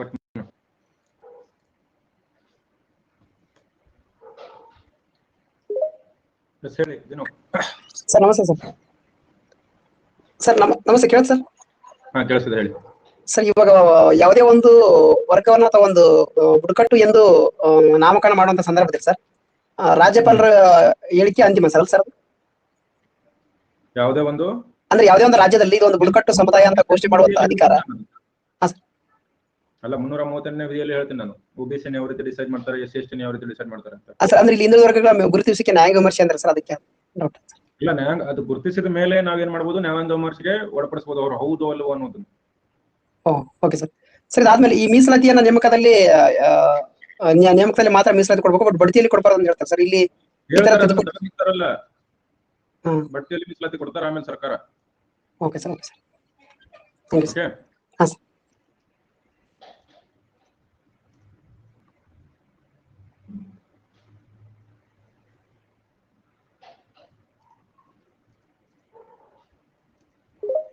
ಹೇಳಿ serious. Hello sir, good evening. Good evening, good evening. ಹೇಳಿ sir. Indira Sahni versus Union of India 1992 case ಇದೆಯಲ್ಲ ಸರ್, ಇದು ಜೋರಾಗಿ ಮಾತಾಡಿ, ಜೋರಾಗಿ ಮಾತಾಡಿ ಸರ್. ಇದು Indira Sahni versus Union of India 1992 case ಇದೆಯಲ್ಲ ಸರ್, ಇದು ಸುಪ್ರೀಂ ಕೋರ್ಟ್ ಕೇಸು. ಇದು ಏನಂತ ತೀರ್ಪು ಕೊಡ್ತು ಅಂದ್ರೆ, ಹಿಂದುಳಿದ ವರ್ಗಗಳ ತಿದ್ದುಪಡಿ ಮಾಡ್ಬಿಟ್ಟು ಬಡ್ತಿಯಲ್ಲಿ ಮೀಸಲಾತಿ ಕೊಡ್ತಲ್ಲ ಸರ್. ಕೊಡಬಾರ್ದು ಅಂತ ಹೇಳ್ತಿದ್ವು. ಅಲ್ಲ, ಈಗ ಕೊಡಬಾರ್ದು ಅಂತ ಹೇಳ್ತಲ್ಲ, ನೀ ಇರ್ಬೇಕು ಬಡ್ತಿರಲ್ಲ ಮೀಸಲಾತಿ 5 ವರ್ಷದಲ್ಲಿ ತೆಗೆದಾಕಿ ಅಂತ ಹೇಳುತ್ತೆ. ಹೌದು ಸರ್. ಈಗ 95ರಲ್ಲಿ 77ನೇ ತಿದ್ದುಪಡಿ ತಂದ್ಬಿಟ್ಟು ಬಡ್ತಿಯಲ್ಲಿ ಮೀಸಲಾತಿ ಕೊಡಿ ಅಂತ 16(4) ಏನೋ ಸೇರಿಸ್ತಾರಲ್ಲ ಸರ್. ಇದು ನ್ಯಾಯ ಕೊಟ್ಟಿರೋ ಇದು ಜುಡಿಷಿಯಲ್ ಇದಾಗುತ್ತಲ್ಲ ಸರ್. ಅಂದ್ರೆ ನ್ಯಾಯಾಂಗನ ಕೊಟ್ಟಿರೋ ಹೇಳಿಕೆನ ನಾವು ಅಪವಾದ ಮಾಡ್ದಂಗ ಆಗುತ್ತಲ್ವಾ? ಸರ್ಕಾರ ಅಲ್ಲ, ಸರ್ಕಾರಕ್ಕೆ ಅಧಿಕಾರ ಇರ್ತದೆ, ಸಂಸತ್ತು ನಿರ್ಣಯ ಮಾಡ್ತದೆ, ಮತ್ತೆ ನೀವು ಅದನ್ನು ಪ್ರಶ್ನಿಸಬಹುದು. ಅಲ್ಲ ಸರ್, ನನ್ ಕ್ವಶನ್ ಇದೆ ಸರ್. ಈಗ ಅವ್ರು ಕೊಡ್ಬೇಡ್ರಿ ಅಂತ ಕ್ವಶನ್ ಅದನ್ನೇ ಹೇಳ್ತಾ ಇದ್ದೀನಿ ನಾನು. ಇಲ್ಲಿ ನ್ಯಾಯಾಂಗ, ಕಾರ್ಯಾಂಗ ಮತ್ತು ಶಾಸಕಾಂಗದಲ್ಲಿ ಸಮತೋಲನ ಇದೆ. ಸೊ ನ್ಯಾಯಾಂಗ ನಿರ್ಧಾರ ಮಾಡಿದ್ರೆ ಅದೇ ಅಂತಿಮ ಅಲ್ಲ, ಮತ್ತೆ ಶಾಸಕಾಂಗ ಮತ್ತೆ ಮಾಡಬಹುದು, ಮತ್ತೆ ನ್ಯಾಯಾಂಗದಲ್ಲಿ ಅದನ್ನ ಪ್ರಶ್ನಿಸಬಹುದು ನಾವು. ಸರ್ ಕ್ವಶನ್ ಹಂಗಂತಿದ್ರೆ ನ್ಯಾಯಾಂಗ ನಿಂದನೆ ಆಗೋದಿಲ್ಲ ಇಲ್ಲಿ ಅದು. ನಾನು ಹಂಗೆ ಅನ್ಕೊಂಡೆ ಸರ್. ಈಗ ತೀರ್ಪು ಸುಪ್ರೀಂ ಕೋರ್ಟ್ ದೇಶದ ಅತ್ಯುತ್ತಮವಾದ ಕೋರ್ಟ್ ಅಲ್ವಾ? ಅದು ಕೊಟ್ಟಿರೋ ತೀರ್ಪನ್ನ ಮತ್ತೆ ಇವರು ಇದ್ ಮಾಡಿ. ನಮ್ಮಲ್ಲಿ ಎಲ್ಲ ಇಂಡಿಪೆಂಡೆಂಟ್ ಇದೆ, ಒಂದ್ರ ಮೇಲೆ ಒಂದು ಡಿಪೆಂಡೆಂಟ್ ಇಲ್ಲ. ಹೀಗಾಗಿ ನ್ಯಾಯಾಂಗ ತನ್ನ ಸ್ವತಂತ್ರ ತೀರ್ಪನ್ನು ತಗೋತದೆ, ಆಮೇಲೆ ಶಾಸಕಾಂಗನೂ ತನ್ನ ಸ್ವತಂತ್ರ ತೀರ್ಪನ್ನು ತಗೋಬಹುದು. ಸರ್ ಸರಿ ಸರ್, ಓಕೆ, ಅಷ್ಟೇ, ಅದೇ ಡೌಟ್ ನನಗೆ. Okay sir, thanks. ಹೇಳಿ ಮಾರುತಿ. ಸರ್ ನಮಸ್ಕಾರ. ಹಲೋ ಹೇಳಿ. ಹೇಳಿ ಸರ್, ಇದು ಇವಾಗ 371 ವಾಸಸ್ಥಳ ಆಧಾರದ ಮೇಲೆ ಆಯಾ ರಾಜ್ಯ ಸರ್ಕಾರಗಳು ಇದನ್ನ ಕೊಡುತ್ತೆ ಸರ್, ಅದು ಮೀಸಲಾತಿ. ಆಮೇಲೆ ಆ ಮೀಸಲಾತಿ ರೂಪರೇಷೆಗಳನ್ನ ಆಯಾ ರಾಜ್ಯ ಸರ್ಕಾರಗಳನ್ನ ನಿರ್ಧರಿಸ್ತಾವ ಸರ್. ಓಕೆ, ಆ ರೂಪರೇಷೆಗಳು ಕಾನ್ಸ್ಟಿಟ್ಯೂಷನ್ ಅಲ್ಲಿ ಮೆನ್ಷನ್ ಇರಂಗಿಲ್ಲ ಸರ್? ಯಾವುದು ಹಿಂದುಳಿದ ವರ್ಗಗಳನ್ನ ಗುರುತಿಸುವಲ್ಲ ಅದೇ ಅಲ್ಲ ಸರ್, 371J. ಇವಾಗ ಹೈದರಾಬಾದ್ ಕರ್ನಾಟಕ ಮೀಸಲಾತಿ ಇದೆ ಅಲ್ಲ ಸರ್, ಇದು ಈ ಮೀಸಲಾತಿಯನ್ನು ಆಯಾ ರಾಜ್ಯ ಸರ್ಕಾರಗಳು ಇದು ರೂಪರೇಷೆಗಳು ಯಾವ ತರ ಕೊಡ್ಬೇಕು ಅನ್ನೋದು ನಿರ್ಧರಿಸುತ್ತೇನೆ ಸರ್ ಅದು. ಮೀಸಲಾತಿ ಯಾವ ರೀತಿ ಕೊಡಬೇಕು ಅನ್ನೋದಕ್ಕಿಂತ ಯಾರಿಗೆ ಕೊಡಬೇಕು ಅನ್ನೋದನ್ನ ಹೇಳ್ತದೆ. ಅದೇ ಕರೆಕ್ಟ್ ಸರ್. ಯಾರಿಗೆ ಕೊಡ್ಬೇಕು? ಈಗ ಹೈದರಾಬಾದ್ ಕರ್ನಾಟಕ ಕೊಟ್ಟಿದೆ ಅಲ್ಲ ಸರ್, ಅದು ಶಾಸಕಾಂಗದ ಕೆಲಸ, ಅದು ನ್ಯಾಯಾಂಗದ ಕೆಲಸ ಅಲ್ಲ. ಸರ್, ಅದ್ರದ್ದೆಲ್ಲ ಡೀಟೇಲ್ಸ್ ಆಯಾ ರಾಜ್ಯ ಸರ್ಕಾರಗಳು ಮಾಡ್ತವೆ ಸರ್. ಅದು ಯಾವ ತರ ಸರ್ಕಾರ ಮಾಡಬೇಕು, ಸೆಂಟ್ರಲ್ ಅಲ್ಲಿ ಕೊಡ್ಬೇಕಾದ್ರೆ ಕೇಂದ್ರ ಸರ್ಕಾರ ಮಾಡಬೇಕು, ರಾಜ್ಯಗಳಲ್ಲಿ ಕೊಡ್ಬೇಕಾದ್ರೆ ರಾಜ್ಯ ಸರ್ಕಾರ, ರಾಜ್ಯ ಸರ್ಕಾರದ ಸೇವೆಗಳಿಗೆ ರಾಜ್ಯ ಸರ್ಕಾರ, ಕೇಂದ್ರ ಸರ್ಕಾರದ ಸೇವೆಗಳಿಗೆ ಕೇಂದ್ರ ಸರ್ಕಾರ. ಸರ್, ಅದೇ ಮತ್ತೆ ಮೊನ್ನೆ ಇದು 544 ಅಲ್ಲಿ 371J ಏನೋ ಇದಾಗಿದೆ ಅಂತ ಹೇಳ್ತಾ ಇದ್ರು ಹುಡುಗರೆಲ್ಲ. ಅದನ್ನ ರಾಜ್ಯ ಸರ್ಕಾರನ ಪ್ರಶ್ನೆ ಮಾಡ್ಬೇಕು ನಾವು. ಸರ್, ಈಗ ಅದ್ರ ಬಗ್ಗೆ ಡೀಟೇಲ್ ನಮಗ್ ಬೇಕಂದ್ರೆ ಏನ್ ರೆಫರ್ ಮಾಡ್ಬೇಕು ಸರ್ ನಾವು? ಯಾವ ತರ ಕೊಡ್ತಾರೆ ಅವರು ಮೀಸಲಾತಿಯನ್ನು ಅಂತಂದು? ರಾಜ್ಯ ಸರ್ಕಾರವನ್ನು ನೀವು ಒಂದು RTI ಹಾಕಿ ಕೊಡ್ತಾರೆ. Okay sir, okay sir, thank you sir. ಹೇಳ್ರಿ ಖುಷಿ. ನಮಸ್ತೆ ಸರ್. ಹೇಳಿ ಸರ್, ಅದು ಆಂಧ್ರ ಪ್ರದೇಶ ಮೀಸಲಾತಿ ಜಾಸ್ತಿ ಇದೆ ಸರ್, 9ನೇ ಅನುಸೂಚಿಯಲ್ಲಿ ಸೇರಿಸಿದ್ದಾರೆ. ಆಂಧ್ರ ಪ್ರದೇಶ ಅಷ್ಟೇ ಅಲ್ಲ, ತಮಿಳುನಾಡಿನಲ್ಲಿ ಅದು ತಮಿಳುನಾಡು ಸರ್ ಜಾಸ್ತಿ ಇದೆ ಅಲ್ವಾ ಸರ್? ಅದನ್ನ 9ನೇ ಅನುಸೂಚಿಯಲ್ಲಿ ಅದನ್ನ ನ್ಯಾಯಾಂಗ ವಿಮರ್ಶೆ ಯಾರು ಮಾಡಿಲ್ಲ ಸರ್? ಮಾಡಬಹುದು, ಇದನ್ನ ನೀವು ಹಾಕ್ಬಹುದು. ಮತ್ತೆ ಈಗ 50% ಮೀರಿ ಹೋಗಿದಿಲ್ಲ ಸರ್? ಅದು ಹೋಗಿದೆ. ಅದನ್ನ ಇವಾಗ ನ್ಯಾಯಾಂಗ ವಿಮರ್ಶೆಗೆ ಒಳಪಡಿಸಬಹುದು. ಅಲ್ಲ ಸರ್, ಅದನ್ನ ಇವಾಗ ರಾಷ್ಟ್ರಪತಿ ಆಳ್ವಿಕೆ ತಂದು ಕಡಿಮೆ ಮಾಡಬಹುದು ಸರ್? ಅಲ್ಲ, ನೀವು ಕಡಿಮೆ ಮಾಡಬಹುದು, ಸುಗ್ರೀವಾಜ್ಞೆ ಹೊರಡಿಸಿ ರಾಷ್ಟ್ರಪತಿ ಆಡಳಿತ ಅಂದ್ರೆ ಕಡಿಮೆ ಮಾಡಬಹುದು. ಈಗ ಮತ್ತೆ ತಮಿಳುನಾಡಿನಲ್ಲಿ ಏನಿದೆ ಅಂದ್ರೆ ಸಿಚುವೇಶನ್, ಅಲ್ಲಿ ಇರ್ತಕ್ಕಂಥ 90% ಜನರನ್ನ ಅವರು ಹಿಂದುಳಿದ ವರ್ಗ ಅಂತ ಘೋಷಣೆ ಮಾಡಿಬಿಟ್ಟಿದ್ದಾರೆ. ಸೊ ಹಿಂಗಾಗಿ ಜನಸಂಖ್ಯೆಗೆ ಅನುಗುಣವಾಗಿದೆ ಅಂತ ಹೇಳಿ ರಾಜ್ಯ ಸರ್ಕಾರ ವಾದ ಮಾಡ್ತದೆ. ಸೊ ಇದೆ ಕೋರ್ಟ್ ಅಲ್ಲಿ ಕೇಸ್ ಇನ್ನೂ ನಡೀತಾ ಇದೆ ಅದು. ಅಲ್ಲ ಸರ್, ಕೋರ್ಟ್ ಕೇಸ್ ಹೋಗೋ ಬದಲು ಸುಮ್ನೆ ಸುಗ್ರೀವಾಜ್ಞೆ ಹೊರಡಿಸಿ ಕ್ಯಾನ್ಸಲ್ ಮಾಡ್ಸಕ್ ಬರಲ್ಲ sir? Judicial review, Sachin Kumar, judicial review ಅದು ಒಳಪಡಲ್ಲ. ಬಟ್ ನೀವು ಅದನ್ನ ಪ್ರಶ್ನೆ ಮಾಡಬಹುದು. ಇವ್ರೇನ್ ಕೇಳ್ತಾ ಇದಾರೆ, ರಾಷ್ಟ್ರಪತಿ ಆಡಳಿತ ತಂದು ಅದನ್ನ ಬದಲಾವಣೆ ಮಾಡಬಹುದು, ಡೆಫಿನೆಟ್ಲಿ ಬದಲಾವಣೆ ಮಾಡಬಹುದು. ಮಾಡಿದ್ರೆ ತಿರ್ಗಾ ಮತ್ತೆ ರಾಜ್ಯ ಸರ್ಕಾರ ತಿರ್ಗಾ ಮಾಡ್ಬೋದಾ ಸರ್? ರಾಜ್ಯ ಸರ್ಕಾರ ತಿರ್ಗಾ ಮಾಡಬಹುದು. ಈಗ ಮಾಡಿದ್ರೆ ಅದು ಸಮಸ್ಯೆ ಆಗ್ಬಿಡುತ್ತೆ. ಈಗ ಮಾಡಿದ್ರೆ ಅದು ಜುಡಿಷಿಯಲ್ ರಿವ್ಯೂಗೆ ಇದು ಇರಲ್ಲ, ಅದು ಇಮ್ಯೂನ್ ಇರಲ್ಲ. ಅದೇ ಸರ್, ಅದೇ ಜುಡಿಷಿಯಲ್ ರಿವ್ಯೂ ಅಲ್ಲಿ ಇದ್ದಾಗ ನಾವೇನು ಕೈ ಟಚ್ ಮಾಡಕ್ ಬರಲ್ಲ. ಒಂದು ಕ್ಲಾಸ್ ನಲ್ಲಿ ಬರೀ ಒಂದೇ ವಿಧಿ ಹೇಳ್ತಾ ಇದೀನಿ ಅಂದ್ರೆ ಇದೆಂತ ಹಣೆ ಬರಹ. ಇನ್ನು ಹೇಳೋನ್ ತಪ್ಪು ಯಾರಿಗೂ ಗೊತ್ತಿಲ್ಲ.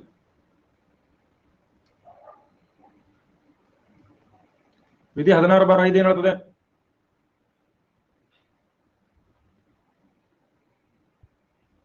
ರೈಟ್. ಧಾರ್ಮಿಕ ಸಂಸ್ಥೆಗಳಲ್ಲಿ ಅದೇ ಧರ್ಮದ ವ್ಯಕ್ತಿಗಳನ್ನ ನೇಮಕ ಮಾಡಬಹುದು. ಯಾಕಂತಂದ್ರೆ ಅಲ್ಲಿ ಹೋಗಿ ಇದು ಧಾರ್ಮಿಕ ಸಂಸ್ಥೆದ ಹಿಂದೂ ಧಾರ್ಮಿಕ ಸಂಸ್ಥೆಯಲ್ಲಿ ಮುಸ್ಲಿಮರನ್ನ ನೇಮಕ ಮಾಡ್ಕೊಳ್ಳಿ, ಅಥವಾ ಮುಸ್ಲಿಂ ಧಾರ್ಮಿಕ ಸಂಸ್ಥೆಗಳಲ್ಲಿ ಹಿಂದೂಗಳನ್ನ ಸೇರಿಸ್ಕೊಳ್ರಿ ಅಂತ ಕೇಳಕ್ ಬರೋದಿಲ್ಲ. ಅದಕ್ಕೂ ಅಧಿಕಾರ ಇದೆ. ಧಾರ್ಮಿಕ ಸಂಸ್ಥೆಗಳಲ್ಲಿ ನೀವು ತಾರತಮ್ಯ ಮಾಡಬಹುದು. ರೈಟ್. ಇನ್ನು 16/6 ಏನ್ ಹೇಳ್ತದೆ? ಆರ್ಥಿಕವಾಗಿ ಹಿಂದುಳಿದವರಿಗೆ ವರ್ಗಗಳಿಗೆ EWS, economic weaker sections,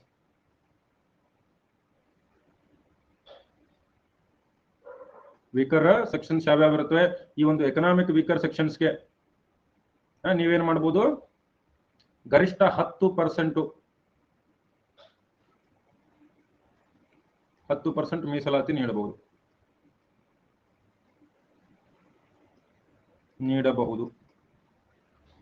clear ಇದೆಯಾ? ಇದು ಯಾವ ತಿದ್ದುಪಡಿಯಿಂದ? ವೆರಿ ಗುಡ್, 103ನೇ ತಿದ್ದುಪಡಿ ಕಾಯ್ದೆ.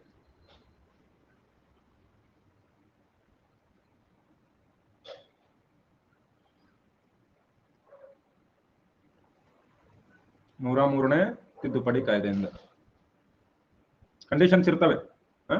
EWS ನೀಡಿದ ಮೊದಲ ರಾಜ್ಯ ಯಾವುದು? ಗುಜರಾತ್.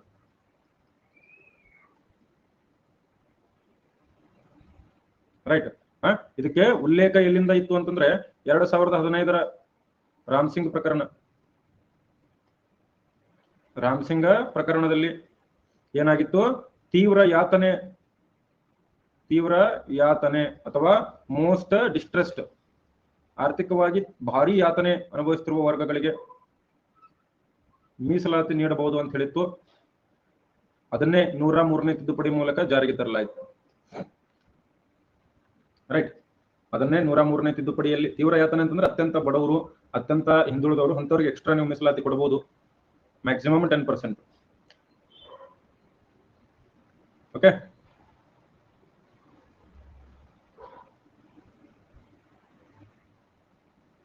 ವಿಧಿ 16 ಎಲ್ಲರಿಗೂ ಅರ್ಥ ಆಯ್ತಾ? ಇದಕ್ಕೆ ಕಂಡೀಷನ್ಸ್ ಇದೆ ಎಕನಾಮಿಕಲ್ ವೀಕರ್ ಸೆಕ್ಷನ್ಸ್ಗೆ. ಅವರ ಆದಾಯ ಎಷ್ಟು ಮೀರುವಂತಿಲ್ಲ. ರೈಟ್. 5 ಎಕರೆಗಿಂತ ಹೆಚ್ಚು ಕೃಷಿ ಭೂಮಿ ಹೊಂದಿರುವಂಗಿಲ್ಲ, 1000 ಸ್ಕ್ವೇರ್ ಫೀಟ್ ಗಿಂತ ದೊಡ್ಡ ವಸತಿ ಭೂಮಿಯನ್ನು ಹೊಂದಿರುವಂತಿಲ್ಲ. ರೈಟ್. ಮುನ್ಸಿಪಾಲಿಟಿಯಲ್ಲಿ, ಶೆಡ್ಯೂಲ್ಡ್ ಮುನ್ಸಿಪಾಲಿಟಿಯಲ್ಲಿ 100 ಸ್ಕ್ವೇರ್ ಯಾರ್ಡ್ ಗಿಂತ ಹೆಚ್ಚಿನ ಭೂಮಿ ಹೊಂದಿರುವಂಗಿಲ್ಲ. ರೈಟ್. ಇದರಲ್ಲಿ ಅವನ ಹೆಂಡತಿ, ಅವನ ಮಕ್ಕಳು, ಅವನ ಒಡ ಹುಟ್ಟಿದವರು ಎಲ್ಲರ ಆಸ್ತಿಯನ್ನ ಪರಿಗಣಿಸಲಾಗ್ತದೆ. OBC SC ST ಯಲ್ಲಿ ವ್ಯಕ್ತಿಯ ಆದಾಯ ಅಥವಾ ಅವನ ಹೆಂಡತಿಯ ಆದಾಯ ಪರಿಗಣಿಸುವುದಿಲ್ಲ, ಅವರ ತಂದೆ ತಾಯಿ ಆದಾಯವನ್ನು ಪರಿಗಣಿಸ್ತಾರೆ. ಬಟ್ ಇದರಲ್ಲಿ ವ್ಯಕ್ತಿಯ ಆದಾಯವನ್ನ ಕೂಡ ಪರಿಗಣಿಸಲಾಗ್ತದೆ.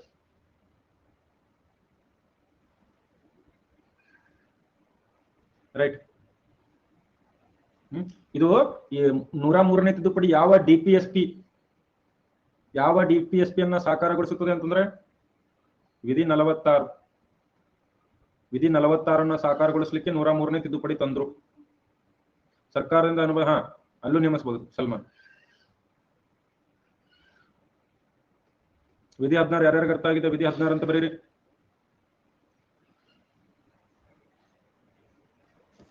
ಫೈನಲಿ ವಿಧಿ 16 ಮುಗಿತು. ನನಗೂ ಖುಷಿ ಆಯ್ತು. KL Rahul first ball out ಆದ.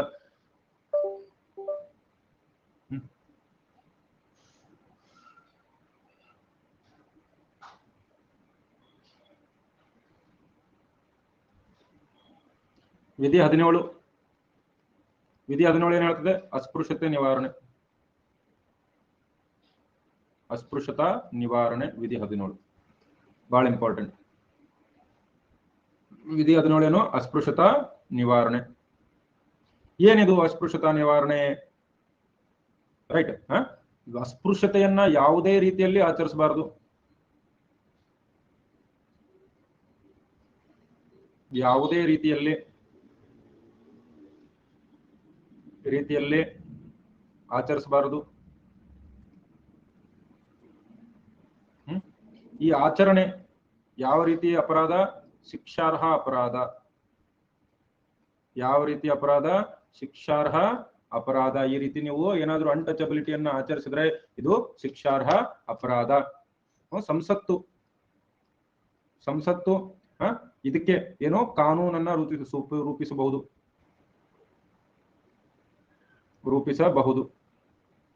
ರೈಟ್. ಹೀಗಾಗಿ ಸಂಸತ್ತು ಯಾವಾಗ? 1955ರಲ್ಲಿ ಯಾವುದು? ಅಸ್ಪೃಶ್ಯತಾ ನಿವಾರಣಾ ಕಾಯ್ದೆಯನ್ನ ಜಾರಿಗೆ ತರ್ತದೆ. ನಿವಾರಣೆ ಕಾಯ್ದೆ ಅಂತ ತರ್ತದೆ. ಇದಾದ್ಮೇಲೆ ಇದನ್ನ 1976ರಲ್ಲಿ ಮರುನಾಮಕರಣ ಮಾಡ್ತದೆ. ಏನಂತ ಹೇಳಿ? ನಾಗರಿಕ ಹಕ್ಕುಗಳ ಕಾಯ್ದೆ.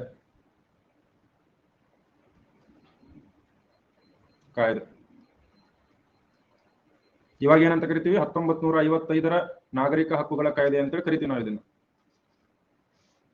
ರೈಟ್. ಇದರಲ್ಲಿ ಏನೇನು ಬರ್ತದೆ? ಯಾವುದೇ ಒಂದು ಧಾರ್ಮಿಕ ಸ್ಥಳಗಳಲ್ಲಿ ಅಥವಾ ಪೂಜಾ ಸ್ಥಳಗಳಲ್ಲಿ ಒಬ್ಬ ವ್ಯಕ್ತಿಯನ್ನ ನಿರ್ಬಂಧಿಸುವಂತಿಲ್ಲ, ಅವನನ್ನ ಪೂಜೆ ಮಾಡುವಂತೆ ನಿರ್ಬಂಧಿಸುವಂತಿಲ್ಲ. ಹೋಟೆಲು, ಯಾವುದೇ ಸಾರ್ವಜನಿಕ ಸ್ಥಳ, ಮನರಂಜನಾ ಸ್ಥಳಗಳಲ್ಲಿ ಅಸ್ಪೃಶ್ಯತೆಯನ್ನ ಪಾಲಿಸುವಂತಿಲ್ಲ, ಪ್ರವೇಶವನ್ನ ನಿರಾಕರಿಸುವಂತಿಲ್ಲ, ಯಾರನ್ನ ಕೂಡ ಅಸ್ಪೃಶ್ಯತೆ ಆಧಾರದ ಮೇಲೆ ಅವಮಾನಿಸುವಂತಿಲ್ಲ, ಯಾರಿಗೂ ಕೂಡ ಅಸ್ಪೃಶ್ಯತೆಯನ್ನ ಬೋಧಿಸುವಂತಿಲ್ಲ, ಮಾರಾಟ, ಏನೇ ಒಂದು ವಸ್ತು ಮಾರಾಟ ನಿರಾಕರಣೆ ಮಾಡುವಂತಿಲ್ಲ, ಆ ವ್ಯಕ್ತಿಗೆ ಯಾವುದೇ ರೀತಿ ಸೇವೆಯನ್ನ ನಿರಾಕರಿಸುವಂತಿಲ್ಲ. ರೈಟ್. ಇವಾಗ ಏನಿದೆ ಇದು protection of civil rights act.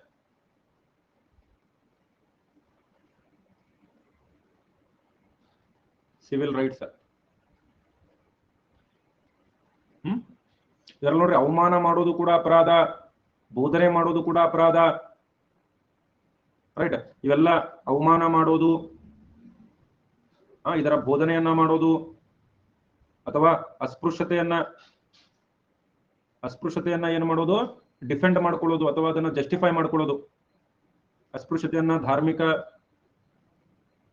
ಧಾರ್ಮಿಕವಾಗಿ, ಐತಿಹಾಸಿಕವಾಗಿ ಅಥವಾ ತಾತ್ವಿಕವಾಗಿ ಡಿಫೆಂಡ್ ಅನ್ನೋಕೇನಂತಾರ?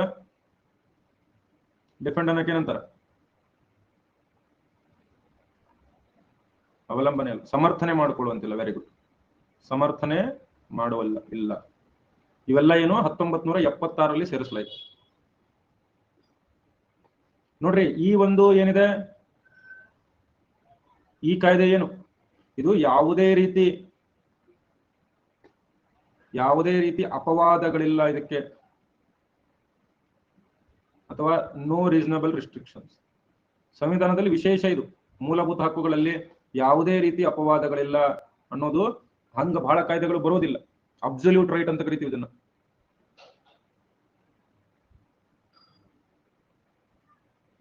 Absolute right. ಓಕೆ. ಇದಕ್ಕೆ ಪನಿಷ್ಮೆಂಟ್ ಕೂಡ ಇದೆ 76ರ ಕಾಯ್ದೆ ಪ್ರಕಾರ. 1 ರಿಂದ 2 ವರ್ಷ ಕಾರಾಗೃಹ ಶಿಕ್ಷೆ, ಮತ್ತು ಅವರನ್ನ 2 ವರ್ಷ ತನಕ 2 ವರ್ಷ ಅಲ್ಲ, ಲೈಫ್ ಟೈಮ್ ಆಕ್ಚುಲಿ, ವಿಧಾನಸಭೆ ಮತ್ತು ಲೋಕಸಭೆ ಚುನಾವಣೆಯಲ್ಲಿ ಸ್ಪರ್ಧಿಸುವಂತಿಲ್ಲ.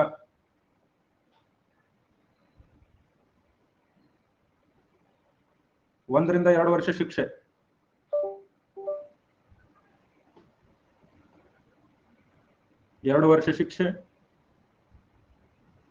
ಲೋಕಸಭೆ ಮತ್ತು ವಿಧಾನಸಭೆ ಚುನಾವಣೆಗೆ ಸ್ಪರ್ಧಿಸುವಂತಿಲ್ಲ.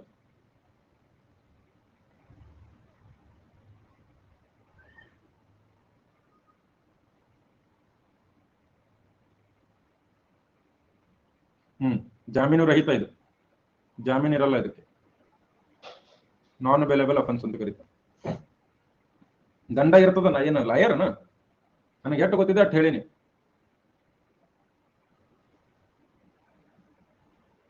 ಲಾಯರ್ ಮಾಡಿಬಿಟ್ರೆ ನಾವು ನನಗೆ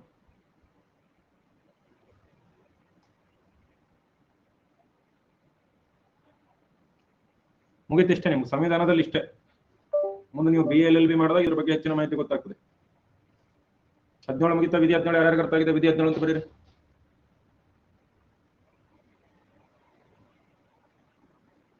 ಮೊಹಮ್ಮದ್ ಶಮಿ ಬೆಂಕಿ ಉಗುಳಾಗತ್ತಾನಲ್ಲಿ. ಅಂದ್ರೆ ಈಗ ವಿಧಿ 14, 15, 16 ನೋಡಿದ್ವಿ ನಾವು. ಅಲ್ಲಿ ತಾರತಮ್ಯ ಮಾಡಬಹುದು. ಇದನ್ನ ಹೊರತಾಗಿ OBC ಅವ್ರಿಗೆ ಕೊಡಬಹುದು, SC ST ಅವ್ರಿಗೆ ಕೊಡಬಹುದು. ಇದರಲ್ಲಿ ಹಂಗಿಲ್ಲ. State forward. ಯಾರೇ ಮಾಡಿದ್ರು ಸೀದಾ ಒಳಗೆ. ಯಾವುದು ಚುನಾವಣೆ ಇದು ಮಾಡುವಂಗಿಲ್ಲ. ಅಬ್ಸಲ್ಯೂಟ್ ರೈಟ್ ಇದು. ಇನ್ನು ವಿಧಿ 18. ವಿಧಿ 17 ಯಾರ್ಯಾರಿಗೆ ಅರ್ಥ ಆಗಿದೆ ಟ್ರೂ ಅಂತ ಹಾಕ್ರಿ. ಸುಮ್ನೆ ಏನು ಹಾಕ್ಬೇಡ್ರಿ. ಕರೆಕ್ಟ್ ಆಗಿ ಅನೆಸ್ಟ್ ಆಗಿ ಹಾಕ್ಬೇಕು. ಅವನಿ, ಅಕ್ಷತಾ, ಮಂಜುನಾಥ ಎಲ್ಲರೂ ಪೋಲ್ ಹಾಕ್ರಿ ನೋಡೋಣ. ಎಲ್ಲರೂ ಪೋಲ್ ಹಾಕ್ಬೇಕು.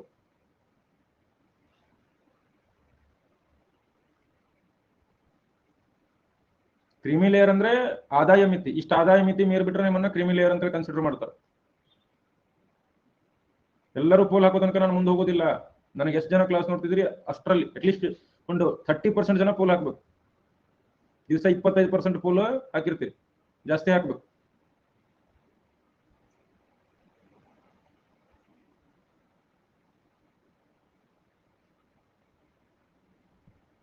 ಓಕೆ. ವಿಧಿ 17 ಏನಿಲ್ಲ ನೋಡ್ರಿ, ಅಸ್ಪೃಶ್ಯತೆಯನ್ನ ನೀವು ಪಾಲಿಸಿದ್ರೆ, ಬೋಧಿಸಿದ್ರೆ, ಅಸ್ಪೃಶ್ಯತೆಯನ್ನ ಸಮರ್ಥಿಸಿಕೊಂಡ್ರೆ ಎಲ್ಲವೂ ಕೂಡ ಶಿಕ್ಷಾರ್ಹ ಅಪರಾಧ. ಸಂಸತ್ತು ಅದರ ಬಗ್ಗೆ ಕಾನೂನುಗಳನ್ನ ಮಾಡಬಹುದು. ಇದು ವಿಧಿ 17 ಅಷ್ಟೇ.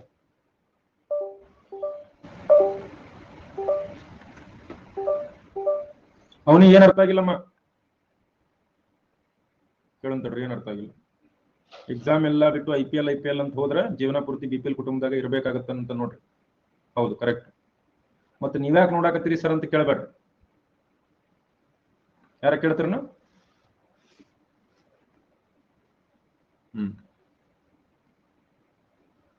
ಬಿರುದುಗಳ ರದ್ದತಿ, ಅಬಾಲಿಷನ್ ಆಫ್ ಟೈಟಲ್ಸ್.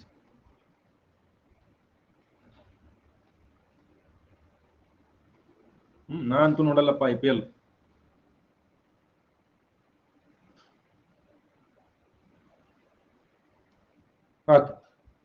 ಏನು ವಿಧಿ 18 ಏನೇನಿದೆ? ವಿಧಿ 18 ಏನೇನಿದೆ?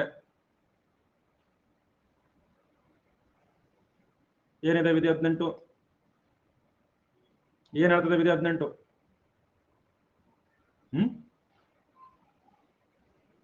ನಂಬರ್ 1, ರಾಜ್ಯ ಸರ್ಕಾರ ಸೈನಿಕ ಅಥವಾ ಶೈಕ್ಷಣಿಕ ಬಿರುದುಗಳನ್ನ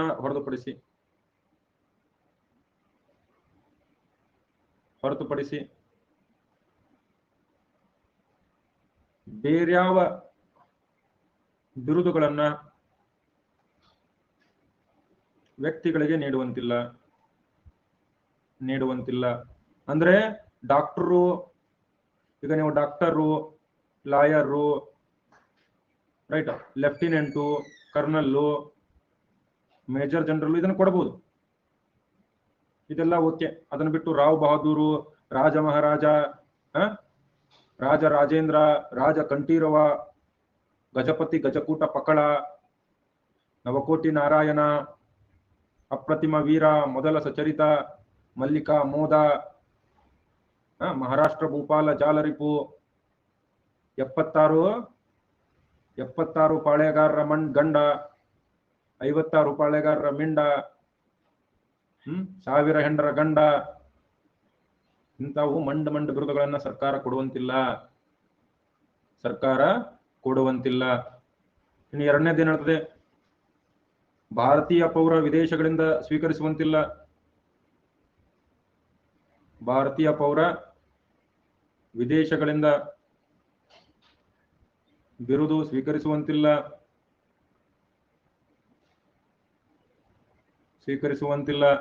ಮೂರನೇದ್ದು, ರಾಜ್ಯದ ಸೇವೆಯಲ್ಲಿರುವ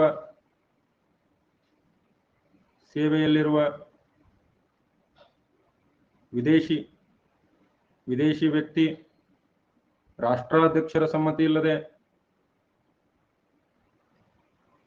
ಇಲ್ಲದೆ ಬಿರುದು ಸ್ವೀಕರಿಸುವಂತಿಲ್ಲ. ಬೇರೆ ದೇಶದ ಬಿರುದು ಸ್ವೀಕರಿಸುವಂತಿಲ್ಲ. ಈ ಫಾರಿನ್ ನಿಂದ ಬಂದು ನಮ್ಮಲ್ಲಿ ಕೆಲಸ ಮಾಡೋನು ಬೇರೆ ದೇಶದಿಂದ ಬಿರುದು ಸ್ವೀಕರಿಸುವಂತಿಲ್ಲ, ರಾಷ್ಟ್ರಾಧ್ಯಕ್ಷರ ಅನುಮತಿ ಇಲ್ಲದೆ. ರೈಟ್, ಕ್ಲಿಯರ್ ಇದೆಯಾ? ಸೊ ಇವೆಲ್ಲ ಇದೆ ಸೇಮ್. 4ನೇದು ಹೆಚ್ಚು ಕಡಿಮೆ ಸೇಮ್ ಆಗುತ್ತೆ. 4ನೇದರ ಇದೇ ಬಿರುದಿನ ಜೊತೆಗೆ ಯಾವುದೇ ರೀತಿ ಕೊಡುಗೆಗಳನ್ನ ಸ್ವೀಕರಿಸುವಂತಿಲ್ಲ. ಕೊಡುಗೆ, ಕಾಣಿಕೆ, ಉಪಹಾರ ಸ್ವೀಕರಿಸುವಂತಿಲ್ಲ.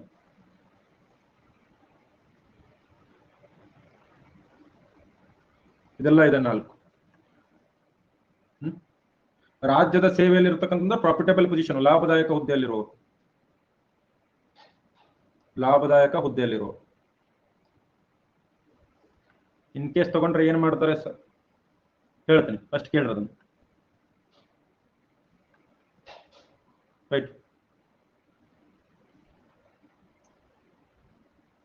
ಮಿಲಿಟರಿ ತಗೋಬಹುದು, ಅಕಾಡೆಮಿಕ್ ತಗೋಬಹುದು, ಬೇರೆ ಯಾವುದು ತಗೊಳ್ಳುವಂತಿಲ್ಲ.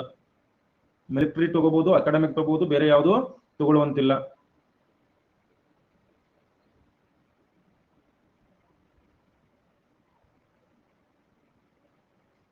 ಕಾಲ್ ಈಗಿಲ್ಲ ದಿನೋ ಕ್ಲಾಸ್ ಮುಗಿದ್ಮೇಲೆ. ಇದು ಎಲ್ಲರಿಗೂ ಅಪ್ಲೈ ಆಗುತ್ತೆ, ಎಲ್ಲರಿಗೂ ಅಪ್ಲೈ ಆಗುತ್ತೆ, ಇದು ಎಲ್ಲರಿಗೂ ಅಪ್ಲೈ ಆಗುತ್ತೆ. ಆದ್ರೆ 1954ರಲ್ಲಿ ಯಾವ ಅವಾರ್ಡ್ ಶುರುವಾದವು? ಪದ್ಮ ಅವಾರ್ಡ್ ಶುರುವಾದವು. ಹೌದಾ? ಪದ್ಮ ಅವಾರ್ಡ್ಸ್ ಶುರುವಾದವು. ಪದ್ಮಶ್ರೀ, ಪದ್ಮಭೂಷಣ, ಪದ್ಮ ವಿಭೂಷಣ, ಆ ರತ್ನ, ಈ ರತ್ನ, ಭಾರತ ರತ್ನ. ಸೊ 1954ರಲ್ಲಿ ಸರ್ಕಾರ ಯಾವ ಪ್ರಶಸ್ತಿ ಶುರು ಮಾಡ್ತು? ಪದ್ಮ ಪ್ರಶಸ್ತಿ. ಪದ್ಮ ಪ್ರಶಸ್ತಿಯನ್ನ ಶುರು ಮಾಡಿತು 1954ರಲ್ಲಿ. ಇದರ ಬಗ್ಗೆ ನಿಮ್ಗೆಲ್ಲ ಗೊತ್ತಿರಬೇಕು. ಯಾವ್ಯಾವ ಬರ್ತಾವ ಇದರಲ್ಲಿ? ಯಾವ್ಯಾವ ಬರ್ತಾವು? ಪದ್ಮಶ್ರೀ, ಪದ್ಮಶ್ರೀ ಒಂದನೇದು. ಅದರ ಮೇಲೆ ಪದ್ಮಭೂಷಣ, ಪದ್ಮಭೂಷಣ. ನೆಕ್ಸ್ಟ್ ಪದ್ಮ ವಿಭೂಷಣ, ಕೊನೆಗೆ ಭಾರತ ರತ್ನ. ಇವೆಲ್ಲ ಅವಾರ್ಡ್ಗಳು ಬರ್ತವೆ ಇದರಲ್ಲಿ. ರೈಟ್. ಈ ಪ್ರಶಸ್ತಿಯನ್ನ ಪ್ರಧಾನಮಂತ್ರಿ ಇವು ಮೂರು ವಿಶೇಷವಾಗಿ ನೆನಪಲ್ಲಿ ಇಟ್ಕೊಳ್ರಿ. ಪ್ರಧಾನಮಂತ್ರಿ ನೇತೃತ್ವದ ಸಮಿತಿ ನಿರ್ಧಾರ ಮಾಡ್ತದೆ. ಹೌದಾ? ಸೊ ಇದೆಲ್ಲ ನಿಮ್ಗೆ ಗೊತ್ತಿದೆ. ಆದ್ರೆ ಇವು ಕೂಡ ಒಂದ್ ರೀತಿ ಬಿರುದುಗಳಾಗ್ಲಿಲ್ವಾ? ಇವು ಕೂಡ ಒಂದ್ ರೀತಿ ಬಿರುದುಗಳಾದ್ವೋ ಇಲ್ವೋ? Yes sir. ಸೊ ಇದನ್ನೇ ಪ್ರಶ್ನೆ ಮಾಡಲಾಯ್ತು. ಯಾವಾಗ Balaji Raghavan versus Union of ಇಂಡಿಯಾದಲ್ಲಿ ಇವುಗಳನ್ನ ನ್ಯಾಯಾಲಯದಲ್ಲಿ ಪ್ರಶ್ನಿಸಲಾಯಿತು.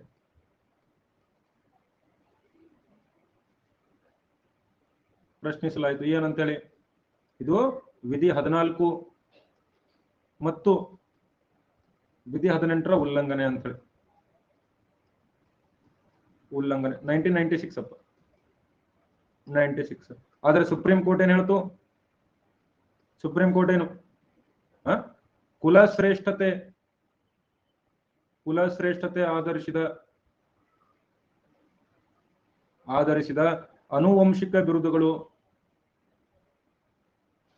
ಬಿರುದುಗಳನ್ನ ಮಾತ್ರ ಯಾವುದು? ವಿಧಿ 18 ನಿಷೇಧ ಮಾಡಲಾಗುತ್ತದೆ. ಸೊ ಹೀಗಾಗಿ ಇವು ಕುಲಶ್ರೇಷ್ಠತೆಯನ್ನು ಕೂಡ ತೋರಿಸೋದಿಲ್ಲ. ಇವೇನು ಕುಲಶ್ರೇಷ್ಠತೆಯನ್ನ ಕೂಡ ತೋರಿಸೋದಿಲ್ಲ. ಅದೇ ರೀತಿ ಏನ್ ಕೂಡ ಮಾಡೋದಿಲ್ಲ? ಆನುವಂಶಿಕತೆಯನ್ನ ಕೂಡ ತೋರಿಸೋದಿಲ್ಲ. ಸೊ ಹೀಗಾಗಿ ಇವೆಲ್ಲ ಓಕೆ ಅಂತ ಹೇಳುತ್ತೆ. ಸೊ ಪದ್ಮ ಪ್ರಶಸ್ತಿಗಳು ಸಾಂವಿಧಾನಿಕ ಅಂತ ಹೇಳ್ತೇವೆ.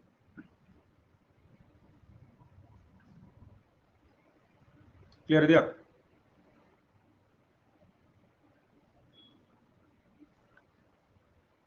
ಏನ್ ನಿಮ್ಮ ಡೌಟು? ಸರ್ ವಿಧಿ ಇನ್ನೊಮ್ಮೆ ಹೇಳಿ. ವಿಧಿ ಏನಿಲ್ಲ. ಯಾವುದೇ ರೀತಿ ಬಿರುದುಗಳನ್ನ, ಆನುವಂಶಿಕ ಬಿರುದುಗಳನ್ನ ಭಾರತ ಸರ್ಕಾರ ಯಾವುದೇ ವ್ಯಕ್ತಿಗೆ ನೀಡುವಂತಿಲ್ಲ.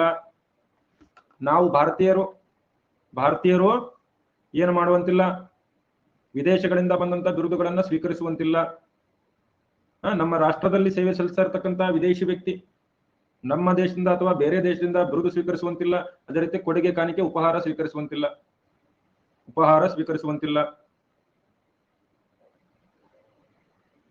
ಓಕೆ. ಮೊರಾರ್ಜಿ ಗೌರ್ಮೆಂಟ್ ಯಾಕೆ ಡಿಸ್ಕಂಟಿನ್ಯೂ ಮಾಡಿದ್ರು? ಇದು ನೆಹರು ಸರ್ಕಾರ ಏನೇನು ಮಾಡಿತ್ತು, ಕಾಂಗ್ರೆಸ್ ಸರ್ಕಾರ ಏನೇನು ಮಾಡಿತ್ತು, ಅವ್ರು ಡಿಸ್ಕಂಟಿನ್ಯೂ ಮಾಡ್ಬೇಕಂತ ಅವ್ರದ್ದು.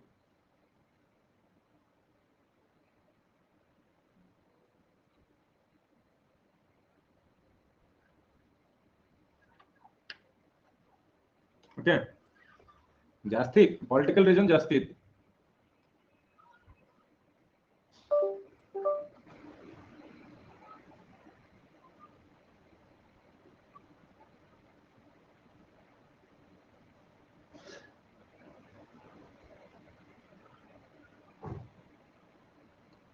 So what about film and political people having some their own title? ಅದು ನಡೀತದೆ. ಇವನ್ ಮುರಾರ್ಜಿ ಸರ್ಕಾರ ಇದನ್ನ ತೆಗೆದು ಹಾಕಬೇಕಾದ್ರೂ ಕೂಡ ಇದನ್ನೇ ಪಾಯಿಂಟ್ ಹೇಳಿತ್ತು. ಈ ಬಿರುದುಗಳನ್ನ ನೀಡಿದವರು ತಮ್ಮ ಏನಕ್ಕೆ ಬಳಸ್ಕೊಂತಿದ್ದಾರೆ, ತಮ್ಮ ಶ್ರೇಷ್ಠತೆಯನ್ನ ತೋರಿಸ್ಲಿಕ್ಕೆ ಬಳಸ್ಕೊಂತಿದ್ದಾರೆ ಅಂತಾನೆ ತೆಗೆದು ಹಾಕಿದ್ರು ಅವ್ರು. ಆಕ್ಚುಲಿ ತಮ್ಮ ಶ್ರೇಷ್ಠತೆಯನ್ನ ತೋರಿಸ್ಕೊಳ್ಳಿಕ್ಕೇನೆ ತೆಗೆದು ಹಾಕಿದ್ದಾರೆ ಅಂತೇಳಿ ತಿಳಿಸ್ತಾ ಇದ್ರು. ಓಕೆ, ಅರ್ಥ ಆಯ್ತಾ ಎಲ್ಲರಿಗೂ? ವಿಧಿ 18ರಲ್ಲಿ ಏನ್ ಡೌಟ್ ಇದೆ ಈಗಲೇ ಕೇಳಬೇಕು.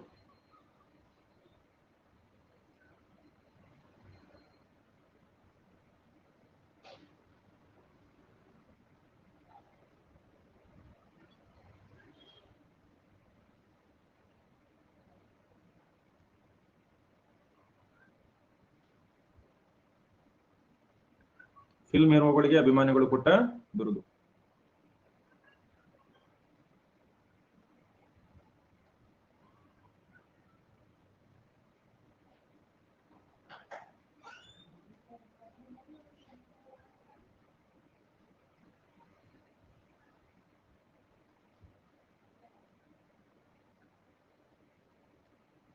ಮುಗಿತಾ ಈ ಸ್ಲೈಡ್? ಎಲ್ಲರದು ಸ್ಲೈಡ್ ಮುಗಿತಾ?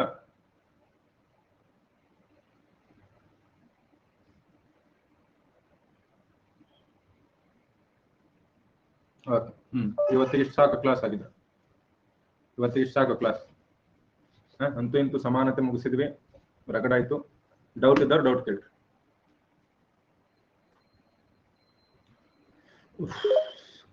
ಹೇಳ್ರಿ. ಗೌಡ್ರು ಕುಲಕರ್ಣಿ ಅವ್ರ ಅಡ್ರೆಸ್ ಅದು ಅನ್ನಂಗಿಲ್ಲ ಅಂದ್ರೆ ಏನ್ ಹೇಳ್ಬೇಕು ನಿಮ್ಗೆ? ಪಲ್ಲೇತ್ ಸರ್ ಅಂದ್ರೆ ಪಲ್ಲೇತ್ ಸರ್, ಪಲ್ಲೇತ್ ಸರ್ ಏನಂತ ಹೇಳ್ರಿ. ಸರ್, ಈಗ ಭಾರತೀಯ ಪೌರ ವಿದೇಶಗಳಿಂದ ಬಂದಂತ ಬಿರುದು ಬಾವಲಿಯನ್ನ ಪಡೆಯಂಗಿಲ್ಲ ಅಂತ ಹೇಳಿ ಸರ್. ಅಕಸ್ಮಾತ್ ಆಗಿ ಇಸ್ರೇಲಿ ಅಥವಾ ಎಲ್ಲರೂ ಒಂದು ಥೀಸಸ್ ಮೇಲೆ ಯಾರಾದ್ರೂ ಹೋಗಿ, ನಾನೇ ಅಕಸ್ಮಾತ್ ಉದಾಹರಣೆ ನಾನೇ ಏನಾದ್ರು ಬೇರೆ ದೇಶಕ್ಕೆ ಹೋಗಿ ಸರ್, ಅಲ್ಲಿ ಒಂದ್ ಏನಾದ್ರು ಥೀಸಸ್ ಮಾಡಿ ಅಲ್ಲಿ ಡಾಕ್ಟರೇಟ್ ಪದವಿ ಪಡೆದ್ರೆ ಮತ್ತೆ ಏನ್ ರತ್ ಆಗುತ್ತೆ ಸರ್? ಡಾಕ್ಟರೇಟ್ ಅಕಾಡೆಮಿಕ್ ಡಿಸ್ಟಿಂಕ್ಷನ್ ಅದು. ಹಾ, ಅದು ಶೈಕ್ಷಣಿಕ ಹುದ್ದೆ. ಅದಕ್ಕೇನ ನಿರ್ಬಂಧತೆ ಇಲ್ಲ ಸರ್? ಏನಿಲ್ಲ. ಅದಾದ್ಮೇಲೆ ಸರ್, ಇಲ್ಲಿ ಹೇಳಿದ್ರೆ ನೀವು ರಾಜ್ಯ ಸೇವೆಯಲ್ಲಿರುವಂತ ವಿದೇಶಿ ವ್ಯಕ್ತಿ ಕಾಣಿಕೆಯನ್ನ ಮತ್ತು ಸ್ವೀಕರಿಸುವುದು ಮತ್ತು ಆಹಾರ ಸರ್ ಅದು ಕೂಡ ಮಾಡಂಗಿಲ್ಲ ಸರ್? ಉಡುಗೊರೆ ಸ್ವೀಕರಿಸುವಂತಿಲ್ಲ. ಅಲ್ಲಿ ಇಲ್ಲಿ ಉಡುಗೊರೆ ಉಪಹಾರ ಅಂದ್ರೆ ಇದು ಉಪಹಾರ ದರ್ಶನ ಇಲ್ಲ. ನಾವು ಉಪಹಾರ ಅಂದ್ರೆ ಅದೇನು? ನಾಷ್ಟಾ, ಊಟ, ಸಂಜೆ ವ್ಯವಸ್ಥೆ ಎಲ್ಲ ಹೇಳ್ಕೊತ ಹೋಗ್ರಿ. Thank you sir. ಎಸ್, ನೋಡ್ರಿ, ಯಾರ್ಯಾರಿಗೆ ಏನೂ ಡೌಟ್ ಇಲ್ಲ ಮನೆಗೆ ಹೋಗ್ರಿ, ಟೈಮ್ ವೇಸ್ಟ್ ಮಾಡಬೇಡ್ರಿ. ಯಾರಿಗೆ ಡೌಟ್ ಇದೆ ಅವ್ರು ಕುತ್ಕೊಳ್ರಿ, ಡೌಟ್ ಕೇಳ್ರಿ. ಸರ್ ಹೇಳಿ ಸರ್. ಮೊನ್ನೆ PM ನರೇಂದ್ರ ಮೋದಿ ಅವರು ಮೊನ್ನೆ PM ನರೇಂದ್ರ ಮೋದಿ ಅವರು ಶೇಖ್ ಹಸೀನಾ ಹತ್ರ ಮಾವಿನ ಹಣ್ಣನ್ನ ಗಿಫ್ಟ್ ಅಂತ ಅಂದ್ರಲ್ಲ ಸರ್, ಅದು ಇದ್ರಲ್ಲಿ ಬರೋದಿಲ್ಲ ಸರ್? ಅಕ್ಷಯ್ ಕುಮಾರ್ ಹತ್ರ ಮಾವಿನ ಹಣ್ಣು ತಗೊಂಡ್ರೆ ನನಗೆ ನಾ ಏನ್ ಮಾಡ್ಲಿ? ಅಲ್ಲ ಸರ್, ಮತ್ತೆ ಹೊರದೇಶದಿಂದ ಏನು ತಗೊಳಂಗಿಲ್ಲ ಅಂತ ಹೇಳಿದ್ರಲ್ಲ ಅದು ವಿದೇಶಿಯವರು ತಗೊಳಂಗಿಲ್ಲ. ನಾವು ತಗೋಬಹುದು ಸರ್ ಇಂಡಿಯಾದ? ನೀವು ತಗೋರಿ, ನಿಮ್ಗೆ ಯಾರು ಬಾಳಂತಾರ? ಮತ್ತೆ ರಾಷ್ಟ್ರಪತಿ ಅವ್ರ ಅನುಮತಿ ಬೇಕು ಅಂತ ಹೇಳಿದ್ರು. ಮಾವಿನ ಹಣ್ಣು ತಗೊಳಕ್ ರಾಷ್ಟ್ರಪತಿ ಅನುಮತಿ ಹೆಂಗಿದು?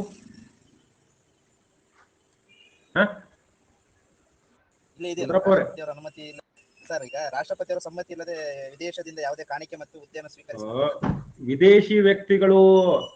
ನರೇಂದ್ರ ಮೋದಿ ಅವರು ವಿದೇಶಿ ವ್ಯಕ್ತಿನ? ಅಲ್ಲ ಅಲ್ಲ. ಮತ್ತೆ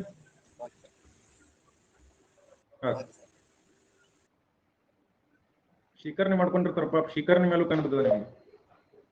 ಹೇಳ್ರಿ ಕುಮಾರ್. ಹಲೋ, ಹೇಳಿ. ಸರ್, ಇವಾಗ ನೀವು ಅಂದ್ರೆ ಯಾರು ವ್ಯಕ್ತಿಗಳು ಇರ್ತಾರಲ್ಲ, ಲಾಯರ್ ಆಗಲಿ ಮೇಜರ್ ಆಗ್ಲಿ, ಅವ್ರಿಗೆ ಅಷ್ಟೇ ಬಿರುದು ಇರುತ್ತೆ ಸರ್? PM ಅವ್ರಿಗೆ CM ಅವ್ರಿಗೆ ಬಿರುದು ತಗೋಬಹುದು ಸರ್? ಅವ್ರು ಕೊಡ್ಬೋದು? ಯಾವ ಬಿರುದು? ಈಗ ಸಮಥಿಂಗ್ ಏನ್ರಿ, ಹಿಂಗ ಡಾಕ್ಟರೇಟ್ ಆದ್ರೆ ಏನು, ಹಿಂಗ ಡಾಕ್ಟರೇಟ್ ಅಕಾಡೆಮಿಕ್ ಮತ್ತು ಮಿಲಿಟರಿ ಡಿಸ್ಟಿಂಕ್ಷನ್ ತಗೋಬಹುದಪ್ಪ. ಹಾ ಸರ್, PM ಅವ್ರು ತಗೋಬೋದನ್ರಿ? PM ತಗೋಬಹುದು. PM ಗೆ ಡಾಕ್ಟರೇಟ್ ಘೋಷಣೆ ಮಾಡಿದ್ರೆ ತಗೋಬಹುದು. ಹಾ ಸರ್. ಮಿಲಿಟರಿ ಮತ್ತು ಸೈನಿಕ ಡಿಸ್ಟಿಂಕ್ಷನ್ ತಗೋಬಹುದು. ಹಾ ಸರ್. ಸರ್, ವಿಧಿ 6 ಅಂತ ಐತ್ಲ ಸರ್, ಒಂದ್ ಸ್ವಲ್ಪ ಸ್ಲೈಡ್ ತೋರಿಸಿ ಸರ್, ಅದು ಬರ್ಕೋತೀನಿ ಸರ್. ವಿಧಿ 6? ವಿಧಿ 16 ಭಾಗ 6. ಹಾ, ಓಕೆ ಸರ್, ಇದೆ sir. Thank you sir. Sir, ನೀವು ಭಾರತೀಯ ಪೌರ ವಿದೇಶದಿಂದ ಯಾವುದೇ ಬಿರುದುಗಳನ್ನ ಸ್ವೀಕರಿಸುವಂತಿಲ್ಲ ಅಂತ ಹೇಳಿದ್ರಲ್ಲ ಸರ್. ಮತ್ ಮೊನ್ನೆ ಪ್ರಧಾನಿಗೆ ಬೇರೆ ಬೇರೆ ದೇಶದಾಗಿಂದ ಬಿರುದುಗಳು ಬಂದವಲ್ಲ ಸರ್, ಅವಾರ್ಡ್ಗಳು. ಅದು ಇದ್ರಲ್ಲಿ ಬರಲ್ಲ ಸರ್? ಯಾವುದು? 16 ಭಾಗ 1 ನಿಮಿಷ ಸರ್. ಎಂತ ಬಿರುದುಗಳು ಬರ್ತಾವು? ಎಂತ ಬಿರುದುಗಳನ್ನ ತಗೊಳ್ಳೋದಿಲ್ಲ ಅಂತಂದ್ರೆ, ಈ ಭಾರತೀಯ ನಮ್ಮ ಪೌರ ಹೆಸರಿನ ಮುಂದೆ ವಿದೇಶಗಳಿಂದ ಯಾವ್ದು ಬಿರುದು ಅಪ್ಲೈ ಮಾಡ್ಕೊಂತೀವಿ ಅಂತಾವ್. ಸರ ಈಗ ನನ್ನ ಹೆಸರು ನನಗೆ ಶಿವರಾಜ್ ಕುಮಾರ್, ನನಗೆ ಫ್ರೆಂಚ್ ದವರು ಲೀಸ್ ಡಿ ಆನರ್ ಕೊಟ್ಟರು ಅಂತಂದ್ರೆ ನಾನು ಲೀಸ್ ಡಿ ಆನರ್ ಶಿವರಾಜ್ ಕುಮಾರ್ ಪಲ್ಲೆ ಅಂತ ಆಗುದಿಲ್ಲಲ್ಲ. ಅಲ್ಲ ಸರ್, ಈಗ ಮತ್ತೆ ಅಂತದ್ ಕೊಟ್ರೆ ಇಟ್ಕೊಂಡು ಅಡ್ಡಾಡ್ಬೋದಾ ಸರ್? ಇಟ್ಕೊಂಡು ಎಲ್ಲ ಅಡ್ಡಾಡ್ತೀರಿ, ಎದೆ ಮೇಲೆ ತಗೊಂಡು ಅಡ್ಡಾಡುದು ಏನು? ಅಲ್ಲ ಸರ್, ಸುಮ್ನೆ ನಾವು ನಮ್ದು ಏನೋ ಬೇರೆ ಫ್ರೆಂಚ್ ಕೊಟ್ಟಾರೆ ಅಂತ ಘನತೆ ಹೆಚ್ಚಿಗೆ ಮಾಡ್ಕೊಳಕ್ಕೆ. ಇವನ್ ಸುಪ್ರೀಂ ಕೋರ್ಟ್ ಬಾಲಾಜಿ ರಾಘವನ್ ಕೇಸಲ್ಲಿ ಏನಾಗ್ತದೆ, ನೀವು ನಿಮ್ ಹೆಸರಿನ ಮುಂದೆ ಪದ್ಮಶ್ರೀ ಪದ್ಮವಿಭೂಷಣ್ ಅಂತ ಬರೆದ್ರೆ ಅದು ಕೂಡ ರದ್ದು ಮಾಡ್ತೀವಿ ಅಂತ ಹೇಳ್ತದೆ. ಹಾ ಸರ್. ಯಾವುದೇ ಅವಾರ್ಡ್ ನೀವು ತಗೊಳ್ಳಿ, ಹಾ ಸರ್. ನಿಮ್ಮ ಸರ್ವಿಸಿಗೆ ಕೊಟ್ಟಿರ್ಬೇಕಂದ್ರೆ ನಿಮ್ಗೆ ಅನುವಂಶವಾಗಿ ಕೊಟ್ಟಿರಬಾರ್ದು. ನಿಮ್ಮ ತಂದೆಯವ್ರು ಹೆಂಗಿದ್ರು ನೀವು ಇದಿರಿ ಅದರಿಂದ ಕೊಟ್ಟಿರಬಾರ್ದು. ನಿಮ್ಮ ಸರ್ವಿಸಿಗೆ ಕೊಟ್ಟಿದ್ರೆ, ನಿಮ್ಮ ಟ್ಯಾಲೆಂಟ್ ಕೊಟ್ಟಿದ್ರೆ ಅದನ್ನ ನೀವು ತಗೊಬಹುದು, ಆದ್ರೆ ಅದನ್ನ ಪ್ರಿಫಿಕ್ಸ್ ಸಫಿಕ್ಸ್ ಮಾಡುವಂತಿಲ್ಲ. ಸರ್ ಮತ್ತೆ ಈಗ ಅದು ಪದ್ಮಶ್ರೀ ಪದ್ಮವಿಭೂಷಣ ಕೊಟ್ರೆ ಅದು ಆ ವ್ಯಕ್ತಿಯ ಘನತೆಯನ್ನ ಹೆಚ್ಚಿಸಿದಂತಾಗಲ್ಲ ಸರ್? ಅದು ಹೆಚ್ಚಿಸ್ತೈತಿ, ಅವ್ರ ಸರ್ವಿಸಿಗೆ ಅವ್ರು ಕೊಟ್ಟಿರ್ತಾರೆ ರೆಕಗ್ನಿಷನ್ ಅದು. ಬಟ್ ಅದನ್ನ ನಾನು ಪದ್ಮಶ್ರೀ ಶಿವರಾಜ್ ಪಲ್ಲೆ ಅನ್ನಕ್ ಬರಂಗಿಲ್ಲ, ಸೀದಾ ತಗೊಂಡೇ ಬಿಡ್ತಾರ ಅವ್ರು. ಮತ್ತೆ ಹಾಕ್ತಾರಲ್ಲ ಸರ್ ಇವಾಗ ಬೇರೆ ಕಡೆ ಎಲ್ಲ ಕಡೆ ಪದ್ಮಶ್ರೀ ಪುರಸ್ಕೃತರು ಅಂತ ಹಾಕ್ತಾರ, ಪದ್ಮಶ್ರೀ ಶಿವರಾಜ್ ಪಲ್ಲೆ ಅಂತ ಹಾಕಂಗಿಲ್ಲ. ಮತ್ತೆ ಮೊನ್ನೆ ಫಿಲಿಂ ಆಕ್ಟರ್ ಪುನೀತ್ ರಾಜ್ಕುಮಾರ್ ಹಾಕಿದ್ರು ಸರ್, ಏನಂತ ಪದ್ಮಶ್ರೀ ದಿವಂಗತ ಡಾಕ್ಟರ್ ಪುನೀತ್ ರಾಜ್ಕುಮಾರ್ ಅಂತ ಹಾಕಿದ್ರು. ಅವರೇ ಇಲ್ಲ ಪಾಪ, ಯಾರ ಮೇಲೆ ಇದು ಮಾಡ್ತೀರಿ ನೀವು? ಅಲ್ಲಿ ಸರ್ ಕೇಳಿದ್ರಿ ಸರ್ ಡೌಟ್, ಅವ್ರು ಇಲ್ಲಿ ಬಿಡಿ ಸರ್, ಅವರು ಯೂಶಲಿ ಹಾಕ್ಬಾರ್ದು, ಅದನ್ನ ಕನ್ಫಿಸ್ಕೇಟ್ ಮಾಡ್ಕೋಬಹುದು. ಬಟ್ ಅವರೇ ಹಾಕಿಲ್ಲಲ್ಲ, ಬೇರೆಯವ್ರು ಹಾಕಿದ್ರೆ ಅವ್ರ ಏನ್ ಮಾಡಕ್ ಬರುತ್ತೆ? ಮತ್ತೆ ಕೇಸ್ ಹಾಕೋದಿಲ್ಲ ಸರ್? ಅವ್ರು ಹಾಕ್ಬೇಕಲ್ಲ, ಅವ್ರು ಬಳಸ್ಬೇಕು ಅದನ್ನ. ಈಗ ಅವ್ರು ಈಗ ಸರ್ ನಿಮ್ಮ ಹೆಸರು ಇವಾಗ ಶಿವರಾಜ್ ಕುಮಾರ್ ಪಲ್ಲೇರ್ ಸರ್ ಪದ್ಮಶ್ರೀ ಶಿವರಾಜ್ ಕುಮಾರ್ ಪಲ್ಲೇರ್ ಅಂತ ಬಳಸಿದ್ರೆ ನಾನ್ ಬಳಸ್ಬೇಕಂದ್ರೆ ನಾನು ಹೇಳ್ಬೇಕು, ಪದ್ಮಶ್ರೀ ಶಿವರಾಜ್ ಕುಮಾರ್ ಪಲ್ಲೆ ಅಂತ ಬಳಸ್ಬೇಕು. ನೀವೇ ಹೇಳ್ಬೇಕನ್ ಸರ್? ನೀವ್ ಮತ್ತೆ ಎಲ್ಲಾದ್ರೂ ಫಂಕ್ಷನ್ ಆಗ ನಿಮ್ದು ನೀವು ಅತಿಥಿಗಳಾಗಿರ್ತೀರಿ, ಅಲ್ಲಿ ಬಳಸಿದ್ರೆ ಮತ್ತೆ ನಿಮ್ ಪರ್ಮಿಷನ್ ವಿತೌಟ್ ಪರ್ಮಿಷನ್ ನಿಮ್ಗೆ ಹೆಂಗ್ ಆಗ್ತಾರೆ ಸರ್ ಅದು? ಪದ್ಮಶ್ರೀ ಶಿವರಾಜ್ ಕುಮಾರ್ ಪಲ್ಲೆ ಅನ್ನೋದು ನನ್ನ ಪ್ರಿಫಿಕ್ಸ್ ಅಥವಾ ಸಫಿಕ್ಸ್ ಆಗಬಾರ್ದು ಅಷ್ಟೇ. ಅಲ್ಲ ಸರ್, ಪದ್ಮಶ್ರೀ ಪುರಸ್ಕೃತ ಅನ್ನೋದನ್ನ ಹೇಳ್ಬೋದು. ಅಲ್ಲ ಸರ್, ಈಗ ನಿಮ್ಮ ಅಥಾರಿಟಿ ನಿಮ್ಮ ಪರ್ಮಿಷನ್ ಇಲ್ಲದೆ ಅಲ್ಲಿ ಯಾವುದೇ ಕಾರಣಕ್ಕೂ ನಿಮ್ಮ ಹೆಸರು ಉಪಯೋಗಿಸಂಗಿಲ್ಲ. ಅದೇ ಸರ್, ಅದಕ್ಕೆ ಹೇಳಿದೆ ಸರ್, ಇವಾಗ ಪುನೀತ್ ರಾಜ್ಕುಮಾರ್ ಉಪಯೋಗಿಸಿದೆ ಸರ್, ಅವಾಗ ಅಂತ ಅದನ್ನೇ ಕೇಳಿದೆ ಸರ್. ಅವೆಲ್ಲ ಯಾರು ಅಷ್ಟೊಂದು ಯಾರು ಡೀಪ್ ಹೋಗಲ್ಲ ಯೂಶುವಲಿ. ಸರ್ ಡೀಪ್ ಅಲ್ಲ ಸರ್, ಸುಮ್ಮನೆ ಅಂದ್ರೆ ಹಂಗಲ್ಲ, ಯಾರು ಅಂತದಕ್ಕೆಲ್ಲ ಕೇಸ್ ಹಾಕಲ್ಲ ಯೂಶುವಲಿ. ಅಲ್ಲ ಸರ್, ಸುಮ್ಮನೆ ತಾನಾಗೆ ತನ್ನ ಹೆಸರಿನಲ್ಲಿ ಡಾಕ್ಯುಮೆಂಟ್ ಅಲ್ಲೂ ನಾನು ಪದ್ಮಶ್ರೀ ಶಿವರಾಜ್ ಕುಮಾರ್ ಪಲ್ಲೆ ಅಂತ ಎಲ್ಲಾದ್ರೂ ಡಾಕ್ಯುಮೆಂಟ್ ಅಲ್ಲಿ ಕೊಟ್ಟೆ ಅಂತಂದ್ರೆ ಅವಾಗ ಕೇಸ್ ಹಾಕ್ಬೋದು. ಓಕೆ ಸರ್, ಅಫಿಷಿಯಲ್ ಆಗಿ ಇರಬಾರ್ದು sir. Okay sir, thank you sir.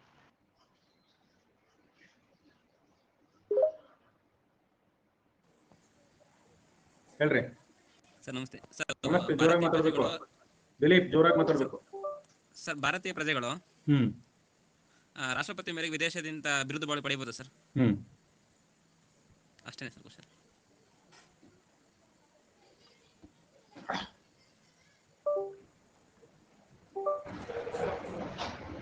S, ವಿದೇಶಿ ಪ್ರಜೆಗಳು ಎನಿ ಟೈಮ್ ಪಡಿಬಹುದು. ಓಕೆ,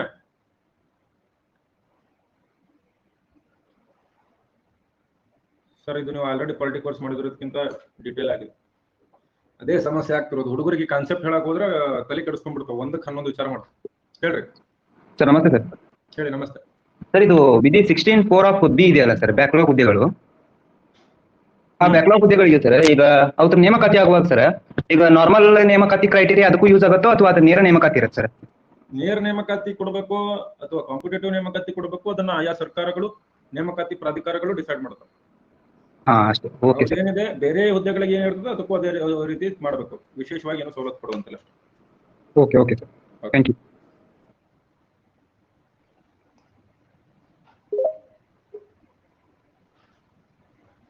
ಹೇಳಿ ಅರುಣ್. ರಿಸರ್ವೇಶನ್ ಕೇಳಿರಿ. ಕೇಳಿಸ್ತದೆ ಸರ್? ಕೇಳಿಸ್ತದೆ, ಹೇಳಿ. ರಿಸರ್ವೇಶನ್ ಕೇಳಿರಿ. ಈಗ ಸರ್, ಈಗ ಏಜ್ ರಿಲ್ಯಾಕ್ಸೇಷನ್ ಕೇಳಿರಿ ನೀವು. ಈಗ ಮಾಮೂಲಿ ಜನರಲ್ ಆದ್ರೆ ಜನರಲ್ ಮತ್ತೆ OBC ಮತ್ತೆ SC/ST ಅವ್ರು ಜನರಲ್ 4 ವರ್ಷ ಇರುತ್ತೆ ಸರ್. ಇದೇನಂತ ಸರ್? ಯಾವ ತರ ಸರ್? ವಿಶೇಷ ಸವಲತ್ತುಗಳನ್ನ ಕಲ್ಪಿಸಬಹುದು ಅಂತ ಹೇಳಿದ್ನಲ್ಲ ನಾನು ಸರ್. ಅವರಿಗೆ 4 ವರ್ಷ SC/ST ಜನರಲ್ ಕಂಪೇರ್ ಮಾಡಿದ್ರೆ 4 ವರ್ಷ ಬಂತು ಸರ್. ಮತ್ತೆ ಈಗ ಇನ್ನೊಂದು ನಾವೇನಾದ್ರು ಬೇರೆ state age relaxation is part of the relaxation only sir.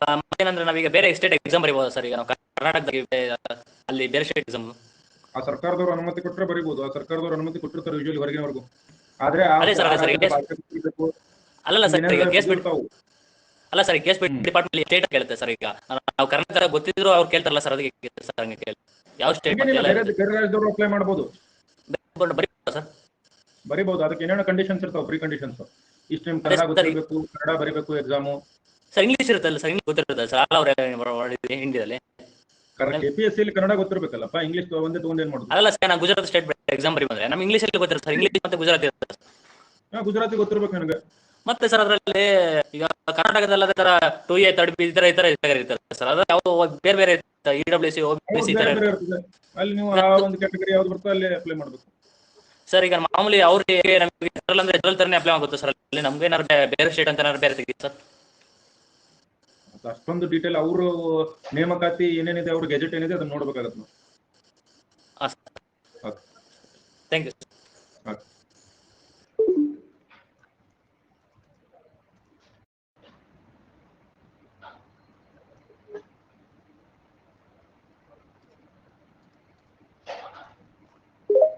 S ಹೇಳಿ. ಹಲೋ ಹಲೋ ಸರ್, ಕೇಳಿಸ್ತಾ ಇದೆಯಾ? ಹೇಳಿ ಹೇಳಿ ಕೇಳಿಸ್ತಾ. ಸರ್, ಈಗ ಬಿರುದು ಬಾವಳಿಗಳ ಅಬಾಲಿಷನ್ ಆಫ್ ಟೈಟಲ್ಸ್ ಅಂತ 18ನೇ ವಿಧಿ ಇದೆ. ಸರ್, ಈಗ ಈಗ ಭಾರತ ರತ್ನ, ಪರಮವೀರ ಚಕ್ರ, ಮಹಾವೀರ ಚಕ್ರ, ವೀರ್ ಚಕ್ರ ಎಲ್ಲ ಕೊಡ್ತಾರಲ್ಲ ಸರ್, ಯಾವ್ದು ಸರ್ ಅದಕ್ಕೆ ಸರ್ವಿಸ್ ಅಲ್ಲ ಅವು? ಅಲ್ಲ ಸರ್, ಈಗ ಬಿರುದುಗಳು ರದ್ದತಿ ಆದ್ಮೇಲೆ ಇವಕ್ಕೆ ಏನ್ ಕರಿಬೇಕು ಸರ್? ಇವನ್ನೇ ನಾಗರಿಕ ಪ್ರಶಸ್ತಿಗಳು ಅಂತ ಟ್ರೀಟ್ ಮಾಡ್ತಾರ ಸರ್? ಸೈನಿಕ ಪ್ರಶಸ್ತಿಗಳು ಅವೆಲ್ಲ ಆನುವಂಶಿಕವಾಗಿ ಕೊಡ್ತಾರ ಇಲ್ಲ ತಾನೆ? ಸೊ ಅದ್ರ ಬಗ್ಗೆ ನೀವು ತಲೆ ಕೆಡಿಸ್ಕೋಬೇಡಿ ಸರ್. ಮತ್ತೆ ಇನ್ನ 3 ಕೊಡ್ತಾರಲ್ಲ ಸರ್ ಶಾಂತಿ ಸಮಯದಲ್ಲಿ, ಅಂದ್ರೆ ಪೀಸ್ ಟೈಮ್ ಅಲ್ಲಿ, ಅಶೋಕ ಚಕ್ರ, ಕೀರ್ತಿ ಚಕ್ರ, ಶೌರ್ಯ ಚಕ್ರ. ಸೈನಿಕ ಪ್ರಶಸ್ತಿಗಳು. ಸೈನಿಕ ಮತ್ತು ಶೈಕ್ಷಣಿಕ ಪರ್ವಿ ಒಲೆ ತರಬೇಡಿ, ಅಲ್ಲಿ ಎಕ್ಸೆಪ್ಷನ್ ಕೊಟ್ಟು ಬಿಟ್ಟಿದ್ದಾರೆ ನೀಟಾಗಿ. ಸರ್, ನಾನು ಒಂದು MCQ ಅಲ್ಲಿ ನೋಡಿದ್ದೆ, ಇವುಗಳನ್ನು ನಾಗರಿಕ ಪ್ರಶಸ್ತಿಗಳಾಗಿ ತಗೊಂತಾರ ಅಂತ 3 ಹೇಳಿಕೆ ಹತ್ರ ಕೊಟ್ಟಿದ್ರು. ಅದಕ್ಕೆ ನಾನು ಕೇಳಿದೆ, ಸೈನಿಕ ಪ್ರಶಸ್ತಿ ಅಲ್ಲ ನಾಗರಿಕ ಪ್ರಶಸ್ತಿಗಳು ಇರ್ಬೋದಾ ಅಂತ. ಸೈನಿಕ ಪ್ರಶಸ್ತಿಗಳು, ನಾಗರಿಕ ಪ್ರಶಸ್ತಿಗಳು, ಪದ್ಮ ಪ್ರಶಸ್ತಿ ಮತ್ತು ಭಾರತ ರತ್ನ. ಸರಿ ಸರ್. ಈಗ ಹೋದ ವರ್ಷ ಫೆಬ್ರವರಿ ತಿಂಗಳಲ್ಲಿ ನಮ್ಮ ದೇಶದ ವಿಜ್ಞಾನಿ ರೋಹಿಣಿ ಗೋಡ್ಬಳೆ ಅವರಿಗೆ ಫ್ರಾನ್ಸ್ ನ ಅತ್ಯುನ್ನತ ಪ್ರಶಸ್ತಿ ನೀಡಿದ್ರು ಸರ್. ಅದೆಲ್ಲ ಕೊಡ್ಬೋದು, ನಾನು ಹೇಳ್ತಾ ಇದೀನಲ್ಲ, ಅದು ಆನುವಂಶಿಕ ಅಲ್ಲ. ಒಂದು ಎರಡನೇದೇನು, ಅದು ಯಾವುದೇ ಕುಲಶ್ರೇಷ್ಠತೆಯನ್ನು ಆಧರಿಸಿಕೊಡೋದಿಲ್ಲ. ಅವರು ಸರ್ವಿಸ್ ಕೊಡ್ತಾ ಇದ್ದಾರೆ. ಪ್ರಶಸ್ತಿ ನೀವು ತಗೊಳ್ಳಿ, ಆದ್ರೆ ಅದನ್ನ ಟೈಟಲ್ ಹಚ್ಕೊಳ್ಳಂಗ್ ಬರೋದಿಲ್ಲ ಅಷ್ಟೇ. ಸರ್, ಮತ್ತೆ ನರೇಂದ್ರ ಮೋದಿಗೆ ಭೂತಾನ್ ನಾಗರಿಕ ಪ್ರಶಸ್ತಿನ ಕೊಟ್ಟಿದ್ರು ಸರ್. ಎಲ್ಲ ತಗೋಬಹುದು, ನೀವು ನಿಮ್ಮ ಸರ್ವಿಸ್ ಕೊಟ್ಟರೆ ನೀವು ತಗೋಬಹುದು, ಆದ್ರೆ ಅದು ಆನುವಂಶಿಕವಾಗಿರ್ಬಾರ್ದು, ವಂಶಶ್ರೇಷ್ಠತೆ ಆಧಾರದ ಮೇಲೆ ಆಗಿರ್ಬಾರ್ದು, ಮತ್ತೆ ನೀವು ಅದನ್ನ ನಿಮ್ಮ ಹೆಸರಿನ ಮುಂದೆ ಹಚ್ಕೋಬಾರ್ದು ಅಷ್ಟೇ. ಸರ್, ಇದನ್ನ ರಾಷ್ಟ್ರಾಧ್ಯಕ್ಷರ ಅನುಮತಿ ಇಲ್ದಲೇ ತಗೊಳಂಗಿಲ್ವಾ ಸರ್? ಅವ್ರು ಕೇಳ್ಬಿಟ್ಟು ತಗೊಬೇಕಾ? ಭಾರತೀಯರು ವಿದೇಶಿ ಪ್ರಶಸ್ತಿಗಳನ್ನು ತಗೋಬಹುದು, ಬಿರುದುಗಳನ್ನ ತಗೊಳಕ್ ಬರೋದಿಲ್ಲ. ಪ್ರಶಸ್ತಿ ತಗೊಳ್ಳಿ, ಯಾರು ಬೇಡಂದಾರ? ಇನ್ ಕೇಸ್ ಅವ್ರು ಕೇಳ್ಬಿಡಿಲ್ಲ, ಹಂಗೆ ಇಸ್ಕೊಂಡ್ರೆ ಏನಾಗುತ್ತೆ ಸರ್? ನೋಡ್ರಿ, ಇಲ್ಲಿ ಬಿರುದು ಇದೆ, ಇಲ್ಲಿ ಬಿರುದು ಪ್ರಶಸ್ತಿ ಅಂತ ಬರ್ದಿಲ್ಲ ಇಲ್ಲಿ ಎಲ್ಲೂ.